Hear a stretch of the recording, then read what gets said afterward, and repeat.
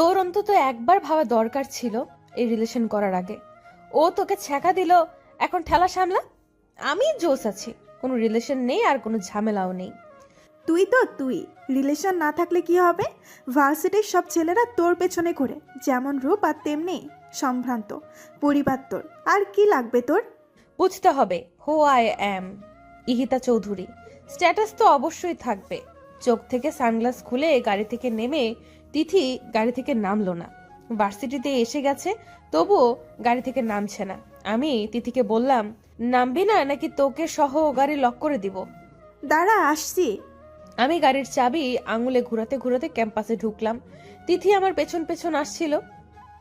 আমি আজকেও লেট করে ক্লাসরুমে ঢুকেছি, আর স্যারের পারমিশন না নিয়েই ক্লাসরুমে ঢুকে পড়লাম। গিয়ে ফার্স্ট বেঞ্চে বসে পড়ি। ক্লাসের ফার্স্ট বেঞ্চটা আমার জন্য বরাদ্দ। কেউ আমাকে কিছু বলার সাহস পায় না, কারণ আমার বাবার কথায় চলে এই ভার্সিটি। আর্থিক সব অনুদান বাবা দেয় এই ভার্সিটির। তবে আমি পড়াশোনার জন্য ভার্সিটিতে আসি না, উশৃঙ্খলতা দেখাতেই আসি। টিচার ক্লাস করাচ্ছে আর আমি হেডফোন কানে লাগিয়ে গান শুনছি। এইটা নতুন কিছু না, প্রতিদিনকার ঘটনা এটা। সবাই এইসব দেখে অভ্যস্ত। স্যার ক্লাস থেকে বের হয়ে যাওয়ার আগেই আমি বেরিয়ে গেলাম। পাশে তিথি বসা ছিল। তিথি ক্লাস করছিল। ভার্সিটির শিক্ষকেরা আর শিক্ষার্থীরা আমাকে অহংকারী আর বেয়াদব বলেই জানে, কিন্তু কেউ আমার দিকে চোখে চোখ রেখে কথা বলার সাহস পায় না। ভার্সিটির সব ছেলেই আমার জন্য পাগল। বাবার এত আদর পেয়েই হয়তো আমি বকে গেছি। বাবা কোনোদিন আমার গায়ে ফুলের টোকা লাগতে দেননি, কারণ আমার মা নেই। সে যাই হোক, আমি ক্যাম্পাসের ক্যান্টিনে বসে জুস খাচ্ছিলাম। এরপর তিথিকে এসএমএস করে আমি গাড়ি নিয়ে ক্যাম্পাস থেকে বেরিয়ে যাই। কিছুক্ষণ এই দিক সেই দিক ঘুরে দুপুরে বাসায় আসি। বাসায় সিমি, কাজের মেয়ে ছাড়া কেউ নেই আর থাকেও না। ম্যাম কিছু খাবেন? সিমি আমাকে জিজ্ঞেস করলো, না এক কাজ করো, এসিটা বাড়িয়ে দাও আর এক গ্লাস পানি নিয়ে আসো। Okay ma'am. সিমি চলে যাওয়ার পর আমি চেঞ্জ করে ল্যাপটপ নিয়ে বসলাম। সারা দিন গেমস খেলে সময় পার করে দিলাম। রাতে বাবা আসলেন আমার ঘরে। মামনি, what are you doing now? Nothing বাবা, আসো। আমার মাথায় হাত রেখে বাবা বললেন, কি করলে সারাদিন? গান আর ল্যাপটপ। ডিনার করবে, এসো। আর তোমার জন্য একটা গিফট আছে, তাড়াতাড়ি এসো। আসছি। আমি নিচে যাই, তখন বাবা আমাকে একটা বড় প্যাকেট দিলেন আর একটা চাবি দিলেন।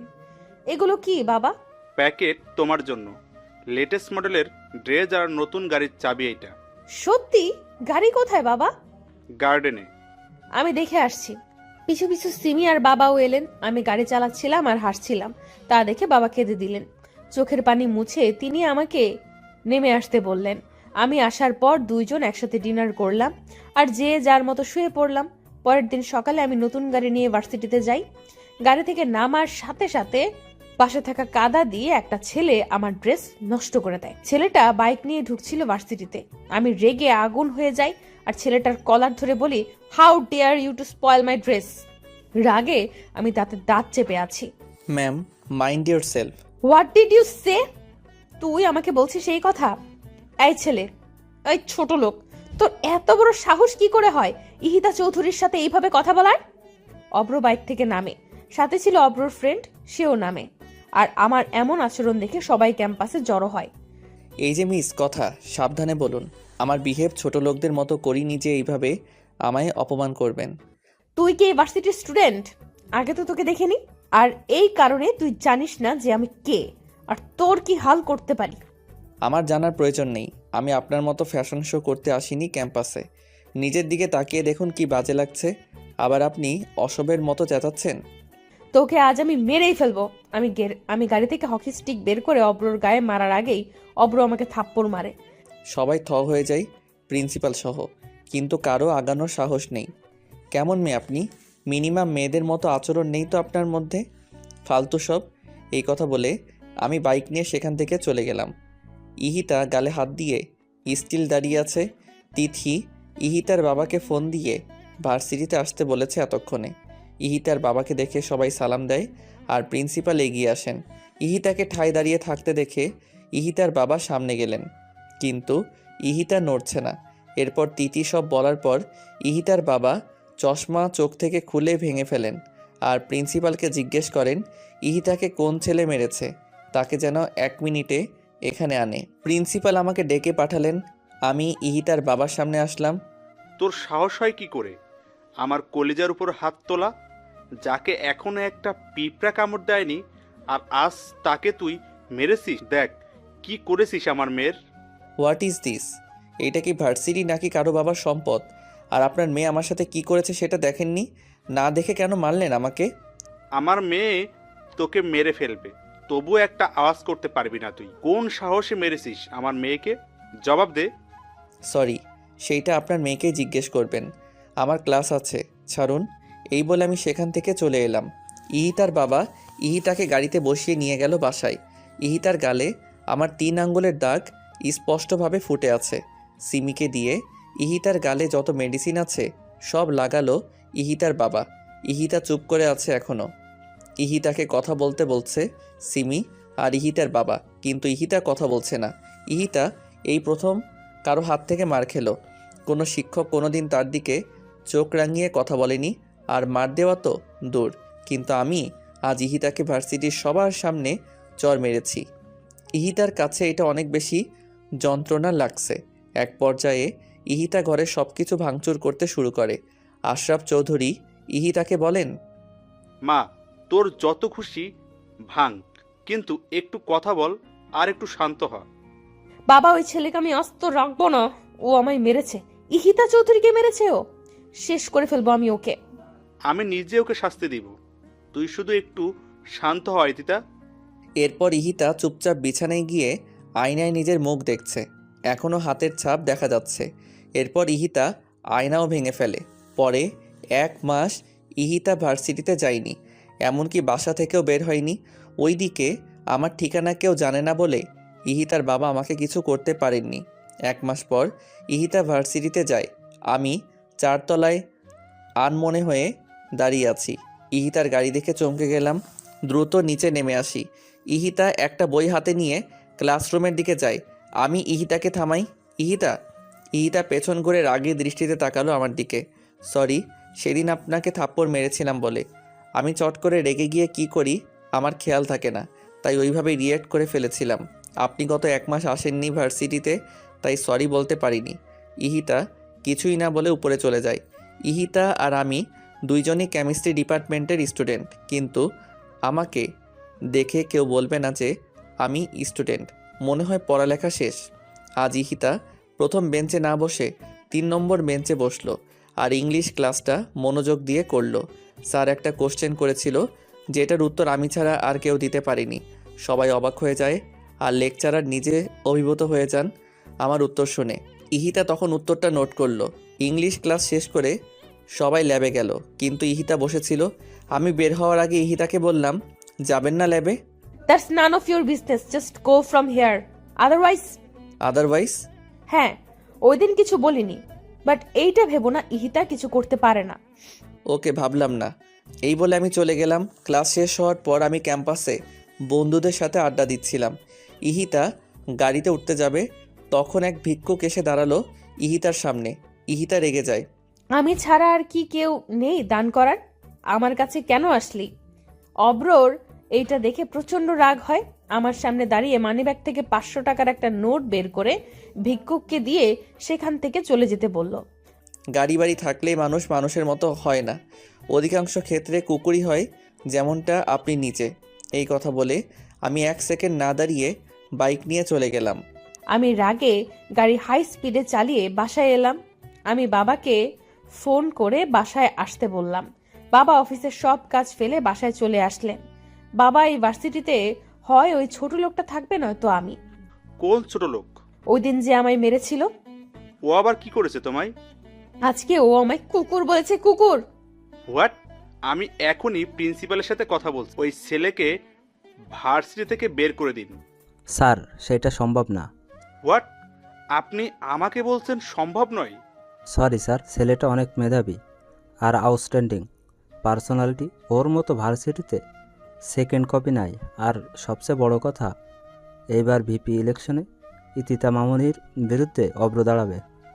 হোয়াট? আমার মেয়ের বিরুদ্ধে? হ্যাঁ স্যার, তাই আর সেই চান্সটা নেই বের করার। পরে ভার্সিটির ছেলেমেয়েরা খেপে যাবে আর কমিশনার পর্যন্ত গড়াবে এই ঘটনা। তাই আমি আর রিস্ক নিতে চাচ্ছি না, মাফ করবেন। আমি ফোন রেখে দিয়ে ইতিতাকে সব বললাম, আর ইতিতা রাগে ফ্লাওয়ার ভাস ভেঙে ফেলে। ওই ছেলের সাহস হয় কি করে হিতার বিরুদ্ধে দাঁড়ানোর? আর বাবা, তুমি কিছুই করতে পারছো না। মামনি, প্রিন্সিপাল যেখানে অনর সেখানে আমি কি করতে পারি?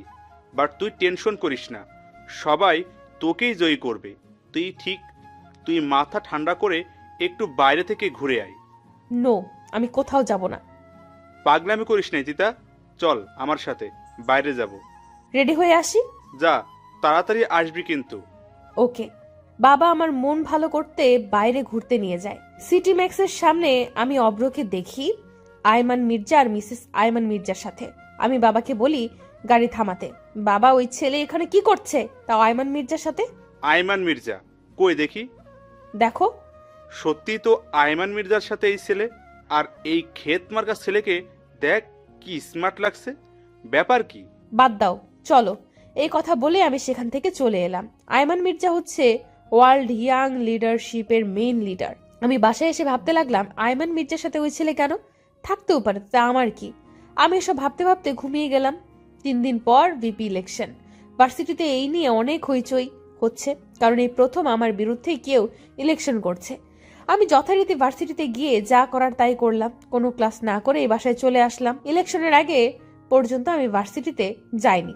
আমি ভার্সিটিতে না গেলে অব্র ক্লাস না করে বাইরে বসে থাকে মন খারাপ করে। এই 2 দিন অব্র তাই করলো, কারণ আমি আসিনি।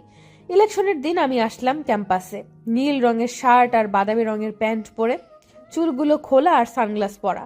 অব্র অনেকক্ষণ তাকিয়েছিল, তারপর চোখ সরিয়ে নিজের কাজ করলো। আমাকে আর অব্রকে একসাথে থাকতে বলা হয়েছে, কিন্তু আমি সেই কথা না শুনে দোতলায় গিয়ে ফোনে গেমস খেলছি নিশ্চিন্ত মনে, কারণ আমার কনফিডেন্স আছে আমিই জিতবো। সারাদিন আমি একই জায়গায় বসে রইলাম। রাতে ইলেকশনের রেজাল্ট পাবলিশ করে প্রিন্সিপাল, আর রেজাল্ট আমার বিরুদ্ধে, অর্থাৎ অব্র জিতেছে ইলেকশনে। অব্রর কোনো ভ্রুক্ষেপ না করেই আমার দিকে তাকালো। আমি হাতের ফোন ভেঙে ফেলি আর গাড়ি নিয়ে খুব দ্রুত সেখান থেকে বেরিয়ে যাই। বাবা এই কথা শোনার পর প্রিন্সিপালকে প্রচুর থ্রেট করে। আমাকে তিনিই সামলাচ্ছেন। আর অন্যদিকে আমি বাসায় গিয়ে ইহিতার কথা ভাবছি, মেয়েটা কি করছে না করছে এই নিয়ে। খুব বেশি বাড়াবাড়ি কি হয়ে যাচ্ছে? এসব ভাবতে ভাবতে আমি ঘুমিয়ে পড়ি। পরের দিন আমাকে ব্যাচ আর দায়িত্ব দেওয়া হয় আর শপথ করানো হয়, কিন্তু ইহিতা ভার্সিটিতে আসেনি। আমার মন ভীষণ খারাপ। এইভাবে 7 দিন চলে যায়, কিন্তু ইহিতা ভার্সিটিতে আসে না। এরপর আমি ইহিতার বাসায় চলে যাই। ইহিতা আমাকে দেখে অবাক তো হয়ই, সাথে তেলে বেগুনে জ্বলতে থাকে। আমি ইহিতাকে বললাম, ভার্সিটিতে যাও না কেন? আমাকে তুমি বলছো কোন সাহসে? ঝগড়া বাদ দাও, ভার্সিটিতে চলো। How dare you to force me? কোন সাহসে এসব কথা আসছে মুখ দিয়ে? ভিপি হিসেবে কলেজের প্রত্যেকটা স্টুডেন্টের প্রতি আমার দায়িত্ব রয়েছে, সো চলো। আমি যাব না না না। তুমি যাবে যাবে আর যাবে। আমার হাত ধরার সাহস কোথায় পেলি ছোট লোক? যা খুশি বলো।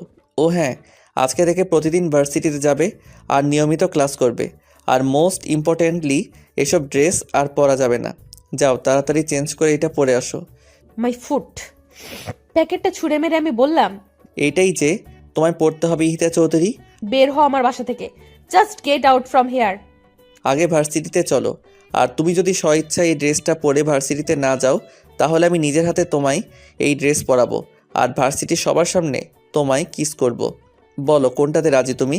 How dare you bloody shit. Ihita, enough. যা বলেছো আর না। সোজা আঙ্গুলে ঘি উঠবে না।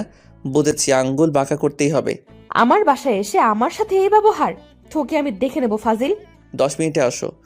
ইহিতা দরজা লাগিয়ে দিল। 15 মিনিট পর ইহিতা রেডি হয়ে বেরিয়ে আসলো। আমি আর সিমি ইহিতার দিকে মুগ্ধ চোখে তাকিয়ে আছি। এইভাবে তাকিয়ে আছো কেন তোমরা? ম্যাম, কি সুন্দর লাগছে আপনাকে দেখতে। চুপ, একদম চুপ বেয়াদব। যাও এখান থেকে। চলো। তোকে আমি দেখে নিব অব্র। দেখো, এখন চলো। আমি ইহিতাকে নিয়ে ভার্সিটিতে যাই আর সেকেন্ড বেঞ্চে ইহিতাকে বসিয়ে থার্ড বেঞ্চে ইহিতার পিছনে বসি। ইহিতার সামনে গিয়ে বলি, আজ সবগুলো ক্লাস মনোযোগ দিয়ে করে তারপর বাসায় যাবা। আর এর বিপরীতে কিছু হলে বুঝোই তো কি করব। তোকে আমি শেষ করে ফেলবো অব্র। সে পরে দেখব। আগে ক্লাসগুলো করে নোট করে বাসায় গিয়ে পড়বে। ফোন হাতে দেখলেই খবর আছে। Just mind your language. তোর কথা শুনতে ইহিতা চৌধুরী বাধ্য নয়। 1000বার বাধ্য। অব্র পেছনে ছিল, তাই আজ আমি সবগুলো ক্লাস ঠিকঠাক মতো করেছি। আজকে ভালোই লেগেছে আমার। তবে আমার এমন পরিবর্তনে শিক্ষকরা সহ সবাই খুশি। বেশ প্রাণোচ্ছলভাবেই ক্লাস করেছি। তিনি এসব দেখে পুরো হা হয়ে তাকিয়ে আছে অব্রর দিকে। অব্র কি ইশারা করে তিথি জিজ্ঞেস করে। কেমনে সম্ভব? অব্র হাসি দিয়ে বুঝিয়ে দেয় চাইলেই সম্ভব। ক্লাস করা শেষে আমি বের হয়ে যাই। অব্র সিঁড়ির পাশে দাঁড়িয়েছিল। এক ছেলে ভুলে আমার ওড়নায় পাড়া দেয়, যার কারণে আমি টান খেয়ে অব্রর হাতের উপর পড়ে যাই আর অব্র আমাকে ধরে। আমি পড়ার সাথে সাথেই পেছন ঘুরে তাকিয়ে দেখি ওড়নাটা সিঁড়িতে পড়ে আছে আর একটা ছেলে টিল সেখানে হা করে দাঁড়িয়ে আছে। অব্র আমার দিকে তাকিয়ে ওই ছেলের সামনে যায়। অব্র দেখে বুঝেছে ইচ্ছে করে ছেলেটা এমন করেনি। নেক্সট টাইম যেন এমন ভুল না হয়। জি ভাইয়া। যাও এখন। আমি ইহিতাকে ওড়নাটা দিলাম আর বইগুলো উঠিয়ে গাড়ি পর্যন্ত ইহিতাকে দিয়ে আসলাম। ইহিতা চলে গেল আমাকে কিছু না বলেই। আমি একটু মুচকি হাসলাম আর বাইক নিয়ে বেরিয়ে গেলাম। অব্র চলে যাওয়ার পর আমি বাইক নিয়ে চলে আসি।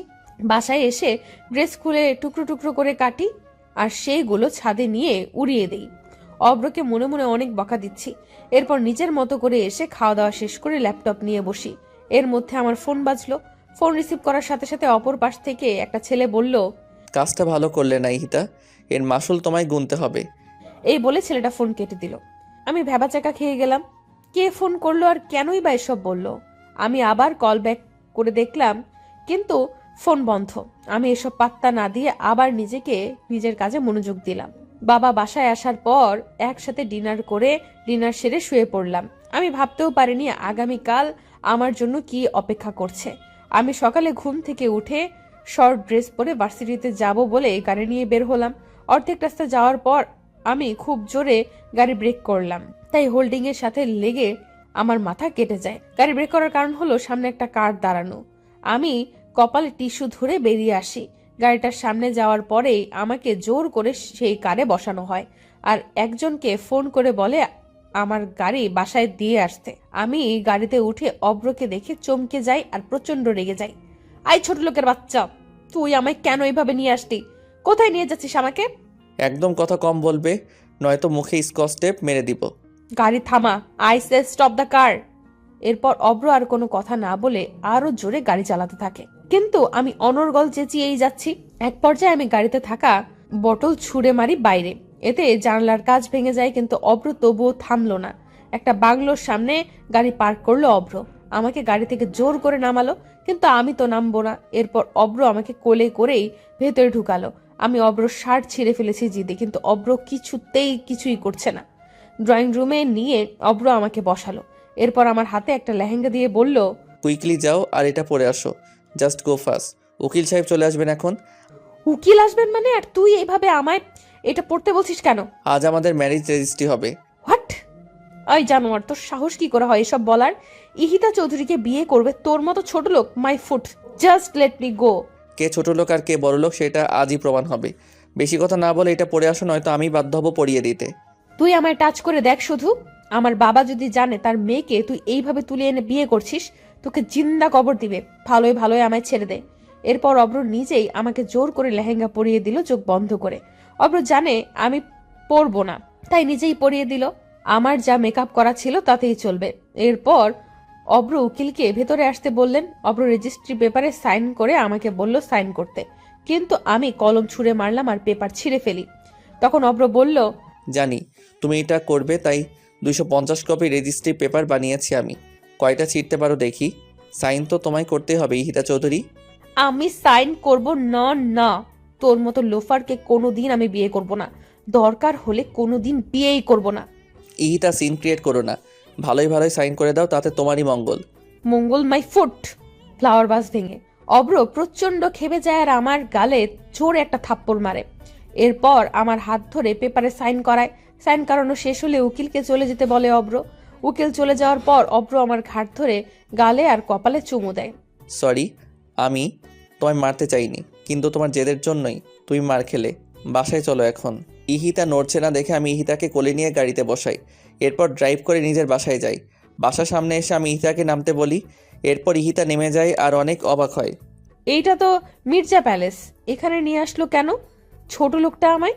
এরপর অব্র আমাকে নিয়ে ভেতরে যায় আর সবাইকে ডাকে। বৌমনি, আম্মু।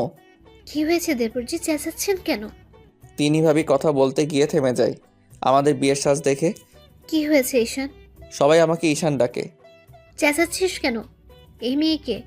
আম্মু আমি বলি, ও হচ্ছে ইহিতা চৌধুরী, আশরাফ চৌধুরীর একমাত্র মেয়ে।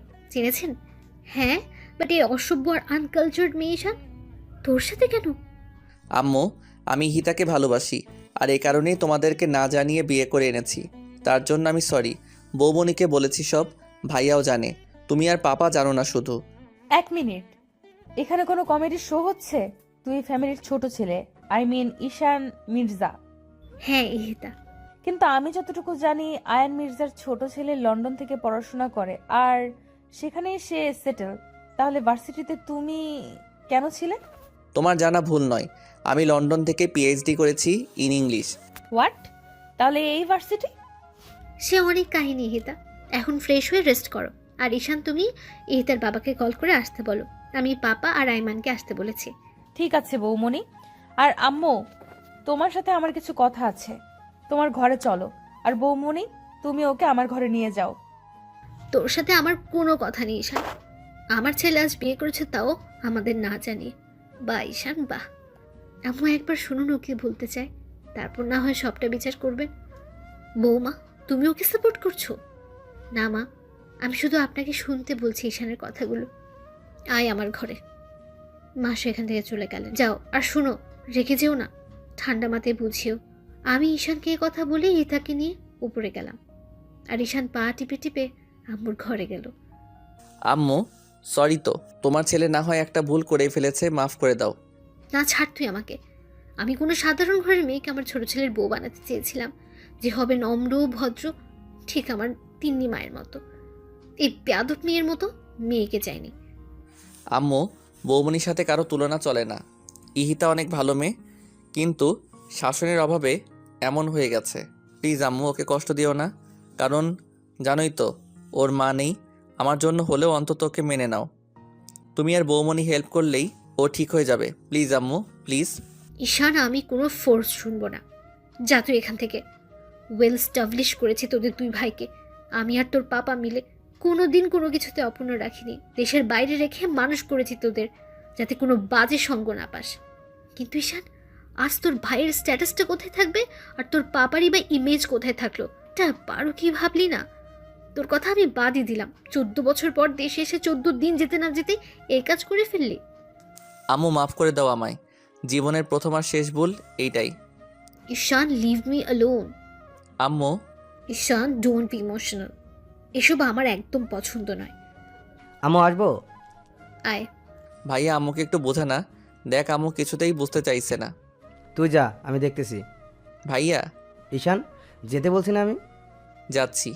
বাবু, আমি তোর কাছ থেকে ওর হয়ে সাফাই শুনতে চাই না। আম্মু, তুমি কী ভেবে দেখেছো? ও তোমার ছোট ছেলে, আর আমাদের সবার কত আদরের। ও না হয় একটা ভুল করেই ফেলেছে, তাই বলে কি আমার ভাই কাঁদবে? তুমি বলো আম্মু। কোনোদিন তো আমাদের দুই ভাইয়ের চোখের পানি তুমি ফোলেরও পড়তে দাওনি, আর আজ ঈশান কাঁদতে কাঁদতে চলে গেল, সেটা দেখলে না আম্মু? মা কথাটি শুনে চুপচাপ দাঁড়িয়ে আছেন। আমি আবার বললাম, আম্মু প্লিজ আম্মু, মন খারাপ করো না। 5 বছর ধরে ঈশান ঈশিতাকে পাগলের মতো ভালোবাসে, যার কারণে ও বাংলাদেশে আসে। আজ কি ওর ভালোবাসা বৃথা যাবে আম্মু? 25 বছর ধরে আমি মানুষ করলাম, সেই মূল্য কি ও দিয়েছে বাবু? আম্মু, তোমার মূল্য ও কি করে দিবে? তোমার ভালোবাসার কোনো মূল্য আমাদের কাছে নেই আম্মু। ইহিতা ঠিক হয়ে যাবে, শুধু সময় লাগবে।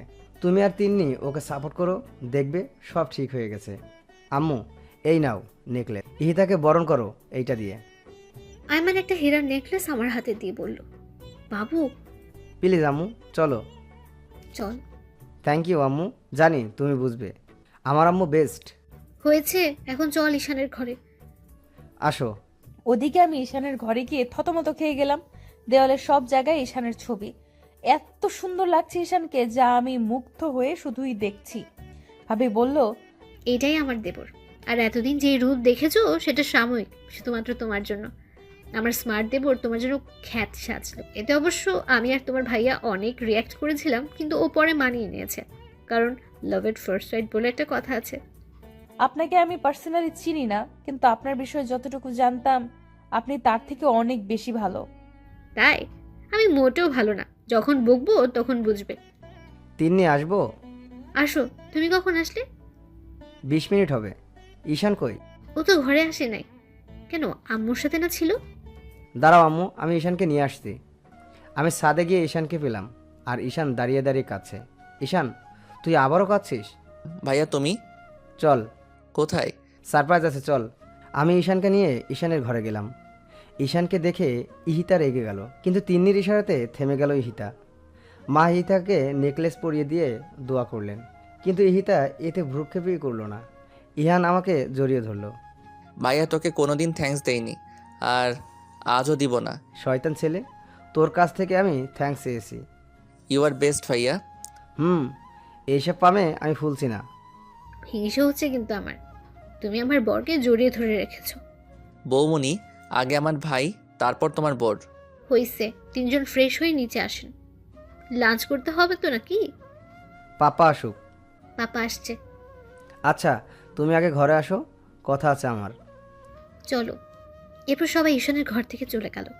ঈশান আর ইহিতা দুজন দু প্রান্তে দাঁড়িয়ে আছে। ইহিতা আর আমি দুইজন দুই দিকে দাঁড়িয়ে আছি। আমি ইহিতাকে বললাম, লাঞ্চ করবে? ফ্রেশ হয়ে এসো। আমি গেস্ট রুমে যাচ্ছি ফ্রেশ হতে। আমি বাসায় যাব এন্ড রাইট নাও। ইহিতা, যা বলেছি করো। বেশি কথা বলে আমাকে রাগিও না। ঈশানের আসল রূপ কিন্তু তুমি দেখোনি। আসল রূপ? I don't care who are you. আমি আমার জায়গায় থাকলেই হবে। বিকেলে আমি বাসায় চলে যাব। আগে তো দেখো ঘর থেকে বাগানে যেতে পারো কি না, আর বাসা তো অনেক দূর। তোর মন তো নির্লজ্জ আমি খুব কম দেখেছি। এইটা স্বাভাবিক। ভালোবাসার কাছে নির্লজ্জ না হলে তা আদায় করা যায় না। ভালোবাসা মাই ফুট। তোর এই ভালোবাসাই তোকে বিপদে ফেললো। হুম, বিপদে পড়িনি। আর তুই বলার মতো সম্পর্ক না এখন তোমার আর আমার মধ্যে, তাই তুমি করে বলো। তুমি যাও। তোর মতো চিটারকে ইথিকা কখনোই তোকে তুমি বলবে না। ইহিতে একটা কথা বলি শুনো। আম্মু, পাপা, বৌমণি আর ভাইয়া, এই চারজন যাতে তোমার কাছ থেকে যথেষ্ট রেসপেক্ট পায়। আমাকে যা ইচ্ছা বলো তুমি, কিন্তু ওদের দিকে কোনোদিন চোখ তুলেও কথা বলবে না। সেই দিন তাহলে আমি কি করব তোমায় জানি না। এই বাসায় আমি থাকলে তো বিহেভের কথা আসবে। আমি আজই চলে যাব। ওই যে বললাম, গিয়ে আগে দেখাও। ইহিতা কিছু বলার আগে ভাবি নক করে রুমে। আমি আসতে বললাম ভাবিকে। ঈশান যাও, ফ্রেশ হয়ে আসো। আজকে সবাই একসাথে লাঞ্চ করব। যাচ্ছি, কিন্তু তোমার হাতে কি এইগুলো বৌমণি? যাও, পরে দেখতে পারবে। যাচ্ছি। ঈশান চলে যাওয়ার পর আমি ইহিতার সামনে গিয়ে দাঁড়ালাম আর ইহিতাকে বললাম, ইহিতা ফ্রেশ হয়ে এই শাড়ি আর গহনাগুলো পরবে। ইহিতার হাতে দিয়ে বললাম। হোয়াট? আমি এসব পড়তে পারবো না, আমাকে টি শার্ট দিন। ইহিতা, মির্জা পরিবারের বউরা কখনো এসব পরে না। এই পরিবারের একটা ট্রেডিশন আছে, তোমাকেও সেটা মানতে হবে, অন্তত দিনের বেলাতে। বৌমনি, আই কান্ট। ইহিতা, তুমি পারবে। তুমি শাড়ি পরে দেখো কতটা ভালো লাগবে তোমাকে। আর আজ তোমার আর ঈশানের সবচেয়ে মধুর একটা দিন। নিজেকে সুন্দরভাবে সাজাও ওর জন্য, দেখবে ও অনেক খুশি হবে। বৌমনি, আমার কোনো ইচ্ছে নেই ওই স্টুপিডটার জন্য শাস্তে। ওকে আমি ঘৃণা করি, জাস্ট হেট হিম। সময় হোক, তখন বুঝবা ঈশান কি আর কেমন। এখন চটপট রেডি হয় না। ওর সম্পর্কে জানার কোনো ইন্টারেস্ট নেই আমার, আর আমি শাড়ি পরতে পারি না। আমি হেল্প করব। যাও গোসল করে আসো আগে, ওয়াশরুমে টাওয়াল রাখা আছে। যাচ্ছি। ইহিতা বের হয়ে আসার পর আমি ইহিতাকে সুন্দর করে সাজিয়ে দিলাম আর ইহিতাকে শাড়ি আর গহনা পরিয়ে দিলাম। দেখো তো এখন কেমন লাগছে নিজেকে। ইহিতা অবাক হয়ে যায় নিজেকে দেখে। শাড়ির সাথে যেই ইথিকাকে যায় না সেই ইথিকা আজ শাড়ি পরেছে আর গা ভর্তি গহনা। অবাক লাগছে নিজেকে দেখে। কি বললে না কেমন লাগছে? বৌমনি, এতগুলো গহনা পরতে পারছি না, খুলে রাখি এগুলো। না, অভ্যাস করতে হবে। কিন্তু অনেক ভারী তো। কিচ্ছু হবে না, এখন নিচে চলো। আমি ইহিতাকে ডাইনিং এ বসালাম আর শৈলীকে বললাম সবাইকে ডেকে নিয়ে আসতে। আইমান আম্মু দুজন এসে গেছে, ঈশানার পাপা এখনো আসেনি। আমি পাপাকে ডেকে নিয়ে আসলাম। ইহিতাকে দেখে পাপা বললেন, মার্শাআল্লাহ, আমাদের ঈশানের পছন্দ আছে বলতে হবে। রাহেলা, পাপা, দেখতে হবে তো ভাইয়াকার। ভাবি আমাকে ইশারা করে বলল পাপাকে সালাম করতে। আমি সালাম দিলাম শুধু, আর কিচ্ছু বলল না। ঈশান চুল নাড়াতে নাড়াতে সিঁড়ি দিয়ে নামছিল। চেয়ার টান দিয়ে বসতে যাবে তখন সরাসরি আমার দিকে চোখ পড়ে ঈশানের। ভাই আর ভাবি দুজনের দিকে তাকিয়ে হাসছে। ঈশান হা করে সবার সামনে তাকিয়ে আছে আমার দিকে। আমিও ঈশানকে এইভাবে দেখে কয়েক সেকেন্ড তাকিয়েছিলাম, পরে আবার চোখ সরিয়ে নেই। ভাইয়া ঈশানের পায়ে চিমটি দেয় আর ঈশানের কানের সামনে গিয়ে বলে, এভাবে তাকিয়ে আছিস কেন? আজ প্রথম দেখলি নাকি? ঈশান থতমত খেয়ে যায় ভাইয়ার কথা শুনে। ভাবি যখন ঈশানের প্লেটে ভাত দিচ্ছিল তখন ঈশানকে আস্তে করে বলে, রাতে দেখো মন ভরে, এখন খাও। তখনও ঈশান আমার দিকে অপলকে তাকিয়েছিল। ভাবি ঈশানকে আমার পাশে গিয়ে বসতে বলল। ঈশান তখন উঠে গিয়ে আমার পাশে বসে। ভাবি ভাইয়ার পাশে বসে পড়ে। সবাই খাওয়া শেষ করে, কিন্তু আমি খাচ্ছি না। মিসেস মির্জা বললেন, এটা খাচ্ছ না কেন? বসে আছো যে? ঠিকই তো। ইহিতা কি হয়েছে, খাচ্ছ না কেন? রান্না ভালো হয়নি? না আসলে কি হয়েছে বলো। আমি নিজের হাতে খাইনি কখনো, চামচ ধরতে আনইজি লাগছে। ও এই কথা। ঈশান, ইহিতাকে খাইয়ে দে। না আমি খেতে পারবো। না, পারবে না। ততক্ষণে খাবার খেয়ে আম্মু আর পাপা টেবিল থেকে উঠে গেছেন। ইহিতা খুব আনইজি ফিল করছিল, ঘেমে যাচ্ছে পুরো ইহিতা। আমি ঈশানকে ধমক দিয়ে বললাম, তোমার ভাই কি বলে শোনা না ঈশান? শুনেছি, দিচ্ছি তো। ইহিতার প্লেট হাতে নিয়ে আমি হা করতে বলি ইহিতাকে। ইহিতা কিছু বলে না, সে আমার হাতে খাবে না এইটাই বোঝাতে চাইছে। আমি বুঝেও না বোঝার ভান করে ইহিতাকে জোর করে খাইয়ে দেই। ভাইয়া তখন ভাবিকে বলল, আমিও তোমায় খাইয়ে দিই, হা করো। তিনি হেসে দেয় আর আমার হাত থেকে খাবার খাই। তিনি ইহিতাকে বলছে, এখন খেতে পারছো? ইহিতা বলল শুধু। খাওয়া শেষ করে সবাই উঠে গেল। আয়মান ডেকোরেটরদের সাথে কথা বলছে আর বাসর সাজানোর ব্যাপারে। আমার পছন্দ মতো ঈশানের ঘরকে সাজানো হয়েছে। ইহিতা আমার ঘরে ছিল আর ঈশান বসেছিল। সন্ধ্যায় ইহিতার বাবা মির্জা প্যালেসে আসলেন। ঈশানের উপর প্রচণ্ড রেগে যান উনি। তারপর আয়মান ওনাকে বোঝায়, কিন্তু উনি মানতেই চাচ্ছেন না। কেন চাচ্ছেন না সে কারণও বলছেন না। তখন আব্বু আর পাপা চৌধুরীকে বোঝান, তবু উনি শান্ত হতে পারছেন না। ইহিতা চলে যেতে চায় বাবার সাথে, কিন্তু ঈশান ইহিতার হাত ধরে আছে খুব শক্ত করে। ইহিতার হাতে ঈশানের 5 আঙ্গুলের ছাপ পড়ে গেছে। কোনোভাবেই ছাড়াতে পারছেন ইহিতা নিজেকে ঈশানের কাছ থেকে।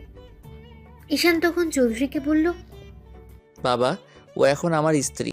আপনার থেকে বেশি অধিকার এখন আমার ওর উপর। আপনি মানুন বা না মানুন, ইহিতা কোথাও যাবে না। অব্র, তুমি কেন বুঝছো না? এটা সম্ভব নয়। কেন নয়? আমার কি অর্থ কম নাকি আমি অশিক্ষিত? এসবের কথা বলছি না আমি। আপনি যাই বলুন আর না বলুন, ইহিতা এখন আমার, আর ও আমার কাছেই থাকবে।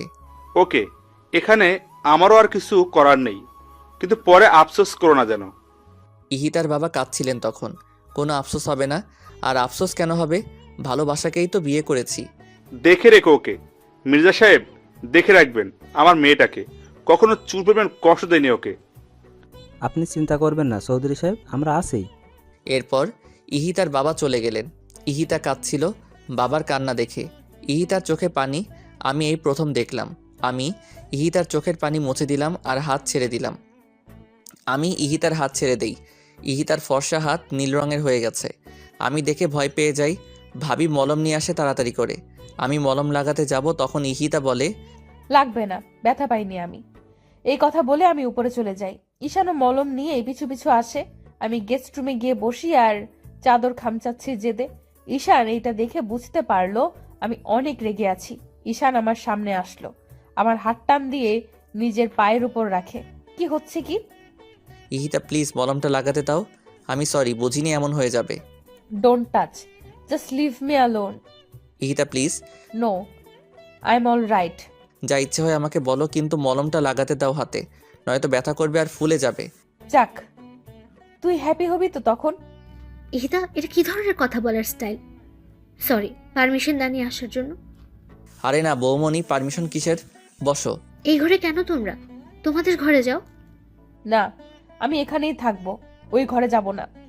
ঈশান, বাইরে যাও তো, আর এটা দিয়ে যাও, আমি লাগিয়ে দিচ্ছি। কিন্তু বৌমনি। যাও। আচ্ছা যাচ্ছি। ঈশান চলে গেল। আমি ইহিতার পাশে বসে ইহিতার হাতে মলম লাগিয়ে দিচ্ছি আর ইহিতাকে বলছি, জানো ইহিতা, স্বামী হচ্ছে মেয়েদের শ্রেষ্ঠ অলংকার। না। একটা মেয়ের যখন বিয়ে হয়, তার বেস্ট ফ্রেন্ড, বয়ফ্রেন্ড, রাগ অভিমানের সাথী সব যে স্বামী হয় সেটা জানো? না। যখন ওর আর আমার বিয়ে হয়, তখন আমি কেবল ইন্টার পরীক্ষা দিয়েছি, আর ও তখন ইউরোপিয়ান 8টা কান্ট্রির লিডারশিপে, আর এখন ও তো পুরো ওয়ার্ল্ডেরই। তো বুঝতেই পারছো ওর আর আমার বয়সের গ্যাপটাও 8 বছরের। সে যাই হোক, যেদিন ওর আর আমার বিয়ে হলো সেদিন আমি ভয়ে কান্না করে দিয়েছিলাম এই বাড়িতে এসে। তখন আম্মু আর ও মিলে আমায় নর্মাল করলো। যখন ওর সাথে আমাকে ওর ঘরে নিয়ে আসলো, তখন তো আমি যাবো না বলে একদম ফ্লোরে বসেছিলাম। এটা দেখে ঈশান আরও হাসছিল। ঈশান ওকে বারবার বলছিল, বৌমনি আসলেই পিচ্ছি রে ভাইয়া। ও তখন আমার সামনে এসে বসে হাত ধরে বলে, আমি আছি তো, কিচ্ছু হবে না। এই 6টা বছরে কথা আমার কানেই বেজেছে শুধু। তখন ঈশান আর ইরাশা হচ্ছে ঈশানের কাজিন, আমায় ঘরে দিয়ে আসলো। ও ঘরে এসে আমাকে বলল, তিন্নি, যেদিন তোমার মাইন্ড সেট আপ হবে আর যেদিন আমায় ভয় পাবে না, ঠিক সেই দিনই তোমার কাছে অধিকার চাইব, এর আগে নয়। বিয়ের 1.5 বছর পর আমাদের নতুন করে পথ চলা শুরু হয়, আর এই 1.5 বছরে ও একবারও আমাকে স্পর্শ করেনি। কিন্তু এখন বুঝি কে অপরাধ করেছে আমি ওর কাছে। 1.5টা বছরও আমার সব কিছু সহ্য করেছে, এখন পাগলের মতোই ভালোবাসে। কি বুঝলে বলো তো, কেন আমি এই কথা বললাম তোমাকে জানো? না। আমি চাই তুমি যাতে এই ভুলটা না করো। হতে পারে তোমাদের বিয়েটা অস্বাভাবিকভাবে হয়েছে, কিন্তু এটা ভুলে যেও না, ঈশান শত হলেও তোমার সারা জীবনের সাথে, তোমার বন্ধু। বৌমনি, ওর নাম আমি শুনতে চাই না, প্লিজ ওর নাম বলো না। পরে আফসোস করো না হিতা। কখনোই না, ওর জন্য আফসোস আমি মরে গেলেও করব না। একদিন বুঝবে ঈশানকে, সেদিন খুব বেশি দূরে নয়। আর পাপা আম্মু বাসায় থাকে, তাই আমি চাই অন্তত সবার সামনে তুমি ওর সাথে ভালো ব্যবহার করো, ওর সাথে ঘুমাও। ইম্পসিবল বৌমনি। হিতা, এই পরিবারের একটা সম্মান আছে। একটু ভুলের জন্য পাপা কথা শুনবে, ও কথা শুনবে, ঈশান কথা শুনবে, সেটা কি ভালো হবে বলো? তাহলে আমাকে কি ওই স্টুপিডটার সাথে ঘুমাতে হবে? হ্যাঁ হিতা, সেটা তুমি না চাইলেও করতে হবে, কিচ্ছু করার নেই। বৌমনি, আমি পারবো না। চলো আমার সাথে। আমি ইতাকে হাত ধরে ঈশানের ঘরে নিয়ে যাই। ঈশান তখন ব্যালকনিতে দাঁড়িয়ে বাইরে দেখছিল। আমি ঈশানকে ডাকি, ঈশান এসে দাঁড়ায় আমার সামনে। আমি ইতার হাত ঈশানের হাতের উপর রেখে বলি, সারা জীবন দেখে রাখতে পারবে তো? পারবো। Have a nice moment, bye. এই কথা বলে আমি চলে গেলাম দরজা লক করে দিয়ে। আমি তখনই একটানে ঈশানের হাতের উপর থেকে আমার হাত সরিয়ে দূরে দাঁড়ালাম। ইহিতা, চিন্তা করো না, আমি কাপুরুষ নই যে তোমায় ছুবো তোমার অনুমতি ছাড়া। ইহিতা কিছু বলল না। ইহিতা বসো, আজকে তোমায় কিছু কথা বলি। না, আমি কিছু শুনতে চাই না তোর মুখ থেকে। শোনা যে দরকার তোমার, বোরিং কিছু বলবো না। এরপর ইহিতা ড্রেসিং টেবিলের সামনে টুলে বসলো, আর আমি ইহিতার বিপরীতে সোফায় বসলাম, দূরত্ব কয়েক হাতের। আমি ইহিতার দিকে তাকিয়ে বলি, প্রথম দেখেছিলাম 11ই জানুয়ারি 2013, বিকেল 5:56। এই লন্ডন থেকে এসেছি, বাংলাদেশে 3 দিন হবে। তুমি এসএসসি দিবে। ভাইয়ের সাথে মার্কেটে গিয়েছিলাম বৌমনির জন্য গিফট কিনতে। সিটি ম্যাক্সের পাশের দোকানে ছিলে তুমি। বের হওয়ার সময় তোমার দিকে চোখ যায় আমার।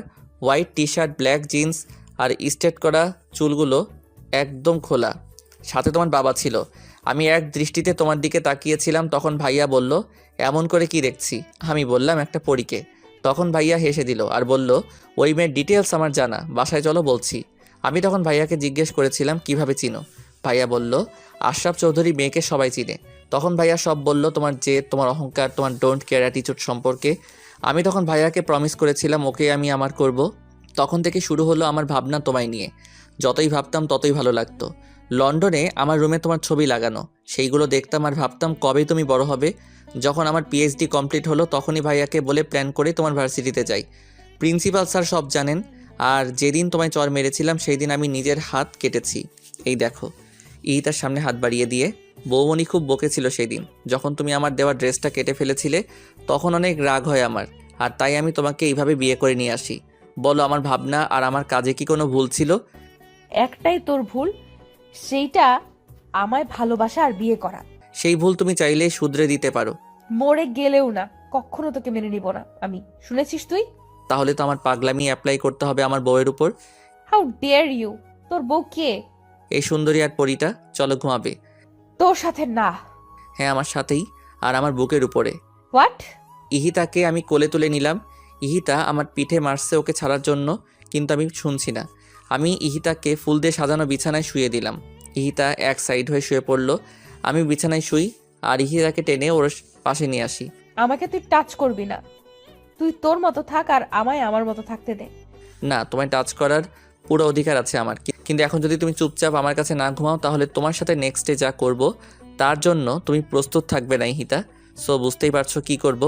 ঈশান, তুই আমাকে তুলে নিয়ে বিয়ে করেছিস বলে আমার সব স্বাধীনতা আর চাওয়া পাওয়া হরণ করে নিসনি। আমাকে আমার মতো থাকতে না দিলে অবস্থা তোর আরো খারাপ হবে। ইহিতা চুপ করো, পাশে ভাইয়া ডুম, এত রাতে চেঁচালে তারা কি ভাববে? হোয়াট দ্য, আমার বুক সেলফ অফ মরিয়াম, মুখে হাত দিয়েছিস কেন? ঘুমাও তো, আর যেভাবে আছো সেইভাবেই ঘুমাও। ঈশান, ছাড় আমায়। এই মেয়ে তো আমার কথাই শুনছে না। স্কচটেপ নিয়ে আসবো এখন, দেখো। তুই আমায়, আমি কিছু বলার আগেই ঈশান আমাকে কিস করে দেয় আর আমি চুপ হয়ে রাগী দৃষ্টিতে তাকিয়ে থাকি ঈশানের দিকে। আর ঈশান আমাকে জড়িয়ে ধরে ঘুমিয়ে যায়। আমি আনইজি তো ফিল করছি, সাথে রেগেও আছি। এই ছেলে পেয়েছেটা কি? যখন ইচ্ছে আমায় মারবে আর যখন ইচ্ছে আমায় কিস করবে। আমি সব রাগ একসাথে করে ঘুমিয়ে পড়ি। সকালবেলা আমি ঘুম থেকে জেগে দেখি ঈশান এখনো আমাকে জড়িয়ে ধরে ঘুমাচ্ছে আর আমার গলায় ঈশানের মুখের খোঁচা খোঁচা দাড়ি লাগছে। আমি একটু সরে গিয়ে উঠতে যাই, তখন দেখি আমার শাড়ির আঁচল ঈশানের পিঠের নিচে। আমি লজ্জায় শেষ হয়ে যাই। এই ঈশানকে ডাকলেই তো উঠে যাবে, এইভাবে আরো লজ্জা পাবো। এখন কি করব কিছুই ভেবে পাচ্ছি না। ঈশানের প্রতি রাগ হচ্ছে, কেন ও আমাকে জড়িয়ে ধরতে গেল। আমি নড়াচড়া করতে থাকি অস্থিরতায়। ঈশানের ঘুম ভেঙে যায় নড়াচড়াতে। ঈশান দেখে আমি জেগে গেছি আর কাপড় চোপড় ঠিক নেই, শাড়ি পরার অভ্যাস নেই, তাই ঈশান আমার দিকে তাকিয়ে মুচকি হাসি দেয়। আমার তো তখন রাগে গা জ্বলতে থাকে। আমি একটানে শাড়ির আঁচলটা পরে বিছানা থেকে উঠে শাড়িটা ঠিক করতে থাকি। পারছি না ঠিক করতে, আবার সব খুলে যাচ্ছে। আমি হাতের উপর মাথা রেখে মায়াবী দৃষ্টিতে দেখছি ইহিতার কর্মকাণ্ড আর হাসছি। আওয়াজ না করে হাসছি যাতে ইহিতা শুনতে না পায়। ইহিতার সিল্কি চুলগুলো জট করে আছে, গয়নাগুলো উলটপালট হয়ে সরে গেছে। ইহিতা যত শাড়ি ঠিক করেছে ততই খুলে যাচ্ছে। ইহিতা এবার প্রচণ্ড ক্ষেপে যায়, শাড়ি ফেলে দিয়ে বিছানায় বসে পড়ে। আমার দিকে একবারও তাকাচ্ছে না ইহিতা। আমি বিছানা থেকে উঠে ইহিতাকে দাঁড় করাই আর ইহিতার শাড়ি ঠিক করে দেই, ইহিতার চুল ঠিক করে দেয়। ইহিতা বিরক্ত হয়ে সহ্য করলো। ইহিতা রেডি হয়ে ভাবির কাছে গেল। ভাবি টেবিলে খাবার সার্ভ করছিল আর ভাইয়া কফি খাচ্ছিল। ইহিতা ভাবিকে বলল, গুড মর্নিং বৌমনি আর গুড মর্নিং ভাইয়া। Good morning Ihita. দুজন একসাথে বললাম। ঈশান কই? জানি না। আচ্ছা বসো তুমি। ইহিতা বসে পেপার পড়ছিল। ইহিতার বাবা আসলো। বাবাকে দেখে ইহিতা দাঁড়িয়ে যায় আর জড়িয়ে ধরে। চৌধুরী সাহেব আমার হাতে এক ব্যাগ ওষুধ দিয়ে যান, কিন্তু সবগুলো নাম ওঠানো। আমি অবাক হয়ে যাই। আঙ্কেল, এই মেডিসিনগুলো কেন? ইতিদাকে প্রতিদিন 2টা করে খাইয়ে দিও, মনে করে প্লিজ। আমার মানুষটাকে দেখো। কিন্তু আঙ্কেল, এতগুলো মেডিসিন, তাও নাম ছাড়া। আর কিসের ওষুধ এগুলো? আমার বুঝ হওয়ার পরেই দেখছি বাবা প্রতিদিন 2টা করে এই ওষুধ আমায় খাওয়ায়, কিন্তু কোনো দিন বলেনি কিসের ওষুধ। আঙ্কেল বলেন কিসের ওষুধ? এত কিছু বলতে পারবো না, আমার অফিসের টাইম হয়ে গেল, যেতে হবে। আর ওষুধগুলো খাইয়ে দিও প্লিজ। এ কথা বলে হনহন করে বেরিয়ে যায় হিতার বাবা। আমি আর আইমান দুজন দুজনের দিকে তাকিয়ে আছি। ইহিতা ওষুধগুলো নিয়ে ঘরে চলে আসে। ঈশানকে কেউ কিছু বলল না, সবাই নর্মালি নিল ব্যাপারটা, কিন্তু আমার মনে খটকা লেগে গেল। আমি সবাইকে খাবার সার্ভ করলাম, সবাই খেয়ে দিয়ে উঠে গেল। আমি আইমানকে বললাম ইহিতার ব্যাপারটা। আইমান আমাকে বলল, হবে হয়তো কিছু, বাদ দাও, খেতেই পারে। আমিও আর মাথা ঘামালাম না। আমি ইহিতাকে ওষুধ খেতে বললাম। ইহিতা ওষুধ খাওয়ার পর আমি ইহিতাকে ছবির অ্যালবাম দেখাতে বসলাম। পাশে ঈশান বসে জুস খাচ্ছে। আইমান অফিসে। আমি ইহিতাকে আগে আমাদের বিয়ের ছবি দেখালাম। ইহিতা হাসছে আর দেখছে, আর ঈশান ইহিতার দিকে মন্ত্রমুগ্ধ হয়ে তাকিয়ে আছে। এরপর আমি ঈশানের ছবি দেখালাম ইহিতাকে। আমি হা হয়ে দেখছি আর পাতা উল্টাচ্ছি। অনেক সুন্দর লাগছে ঈশানকে। এরপর আমি আর চোখে ঈশানকে দেখলাম। এমনিতেও ঈশান দেখতে মাশাআল্লাহ। একটু পর ঈশানের ফোনে ঈশানের বেস্ট ফ্রেন্ড নাদিরা কল করলো। ঈশান আমার আর বৌমনির সামনেই ফোন রিসিভ করলো। হ্যালো নাদিরা, কেমন আছিস? হ্যাঁ আমিও ভালো আছি। বাংলাদেশে আসছিস কবে? তাড়াতাড়ি আয়। এসব শুনে আমি রাগে দাঁড়িয়ে যাই। এরপর আমি সেখান থেকে ঘুরে চলে যাই আর ওয়াশরুমে গোসল করতে ঢুকি, কিন্তু কোনো কাপড় নিয়ে যাইনি। আমার সেই খেয়াল ছিল না। ডাক্তারের কথা শুনে আমি মাটিতে বসে পড়লাম আর হতভম্ব হয়ে ডাক্তারের দিকে তাকিয়ে রইলাম। ইহিতার বাবা চশমা খুলে ফ্লোরে বসে পড়লেন। আমি একদম নিস্তব্ধ হয়ে গেছি। আমার কি বলা উচিত বা কি বলবো সেটাই জানি না। কেবিন থেকে নার্স এসে ডাক্তারকে বলল, স্যার, পেশেন্ট তার বেবিকে দেখতে চাইছে, কি করব? যা করতে চাইছে করতে দাও, আটকিও না। আশরাফ, হিয়াকে হসপিটালে নিয়ে আয়। ভাইয়া খুব দ্রুত বাসায় ফোন করলো আর আম্মুকে বলল হিয়াকে নিয়ে ইমিডিয়েট হসপিটালে আসতে। ভাইয়া আমাকে উঠিয়ে কেবিনে নিয়ে গেল। আমি এক দৃষ্টিতে তাকিয়ে আছি ইহিতার দিকে। চোখগুলো লাল রঙের হয়ে গেছে। ইহিতার চোখ থেকে ঝর্ণা বইছে। কে কাকে কি বলবে কিছু বুঝতে পারছি না কেউ। ইহিতা আমার হাতের উপর হাত রাখলো। হিয়ার আব্বু, এই হিয়ার আব্বু, কথা বলবে না হিয়ার আম্মুর সাথে? কথাগুলো বলতে গিয়ে ইহিতার গলা ধরে আসছিল। আমি এখনো কিছু বলছি না, শুধু তাকিয়ে আছি। হিয়ার আব্বু শোনো, আমার হিয়াকে দেখো কিন্তু। তুমি তোমার খেয়াল রেখো আর কখনো আমায় মনে করে কেঁদো না কিন্তু। হিয়াকে সর্বোচ্চ দিয়ে ভালোবেসো। আমি থাকবো না তো কি হয়েছে? হিয়া তো আছে। একটা বিয়ে করো আমার ছোট্ট হিয়ার জন্য। আর শোনো, তাকে ভালোবেসো অনেক। আর একটা অনুরোধ রাখবে। ইহিতা, তুমি এসব কি বলছো? কিচ্ছু হবে না তোমার, আমরা আসি না। ভাইয়া ও কথা বলছে না কেন? ভাইয়া, ওকে কথা বলতে বলেন। ও কি একটা বার আমায় জড়িয়ে ধরবে না? ও এভাবে তাকিয়ে আছে কেন আমার দিকে? ও হিয়ার আব্বু, কথা বলো না একটু। হিয়ার আব্বু। ঈশান, এই ঈশান, ভাই ঈশান, ভাই আমার, একটাবার কথা বল। এইভাবে চুপ করে থাকিস না। দেখ, ইহিতা কাঁদছে, তোর ইহিতা কাঁদছে। একটাবার ওর সাথে কথা বল। এইভাবে চুপ করে থাকিস না। একা আমায় রেখে চলে যাবে? হিয়াকে রেখে চলে যাবে? আমার ভালোবাসা তোমার কাছে কিছুই ছিল না? হিয়ার আব্বু, একটা বার আমায় জড়িয়ে ধরো, একটা বার। ইহিতা উঠতে চেষ্টা করলো। ভাইয়া ইহিতাকে উঠিয়ে দেয়। ইহিতা আমাকে জড়িয়ে ধরলো।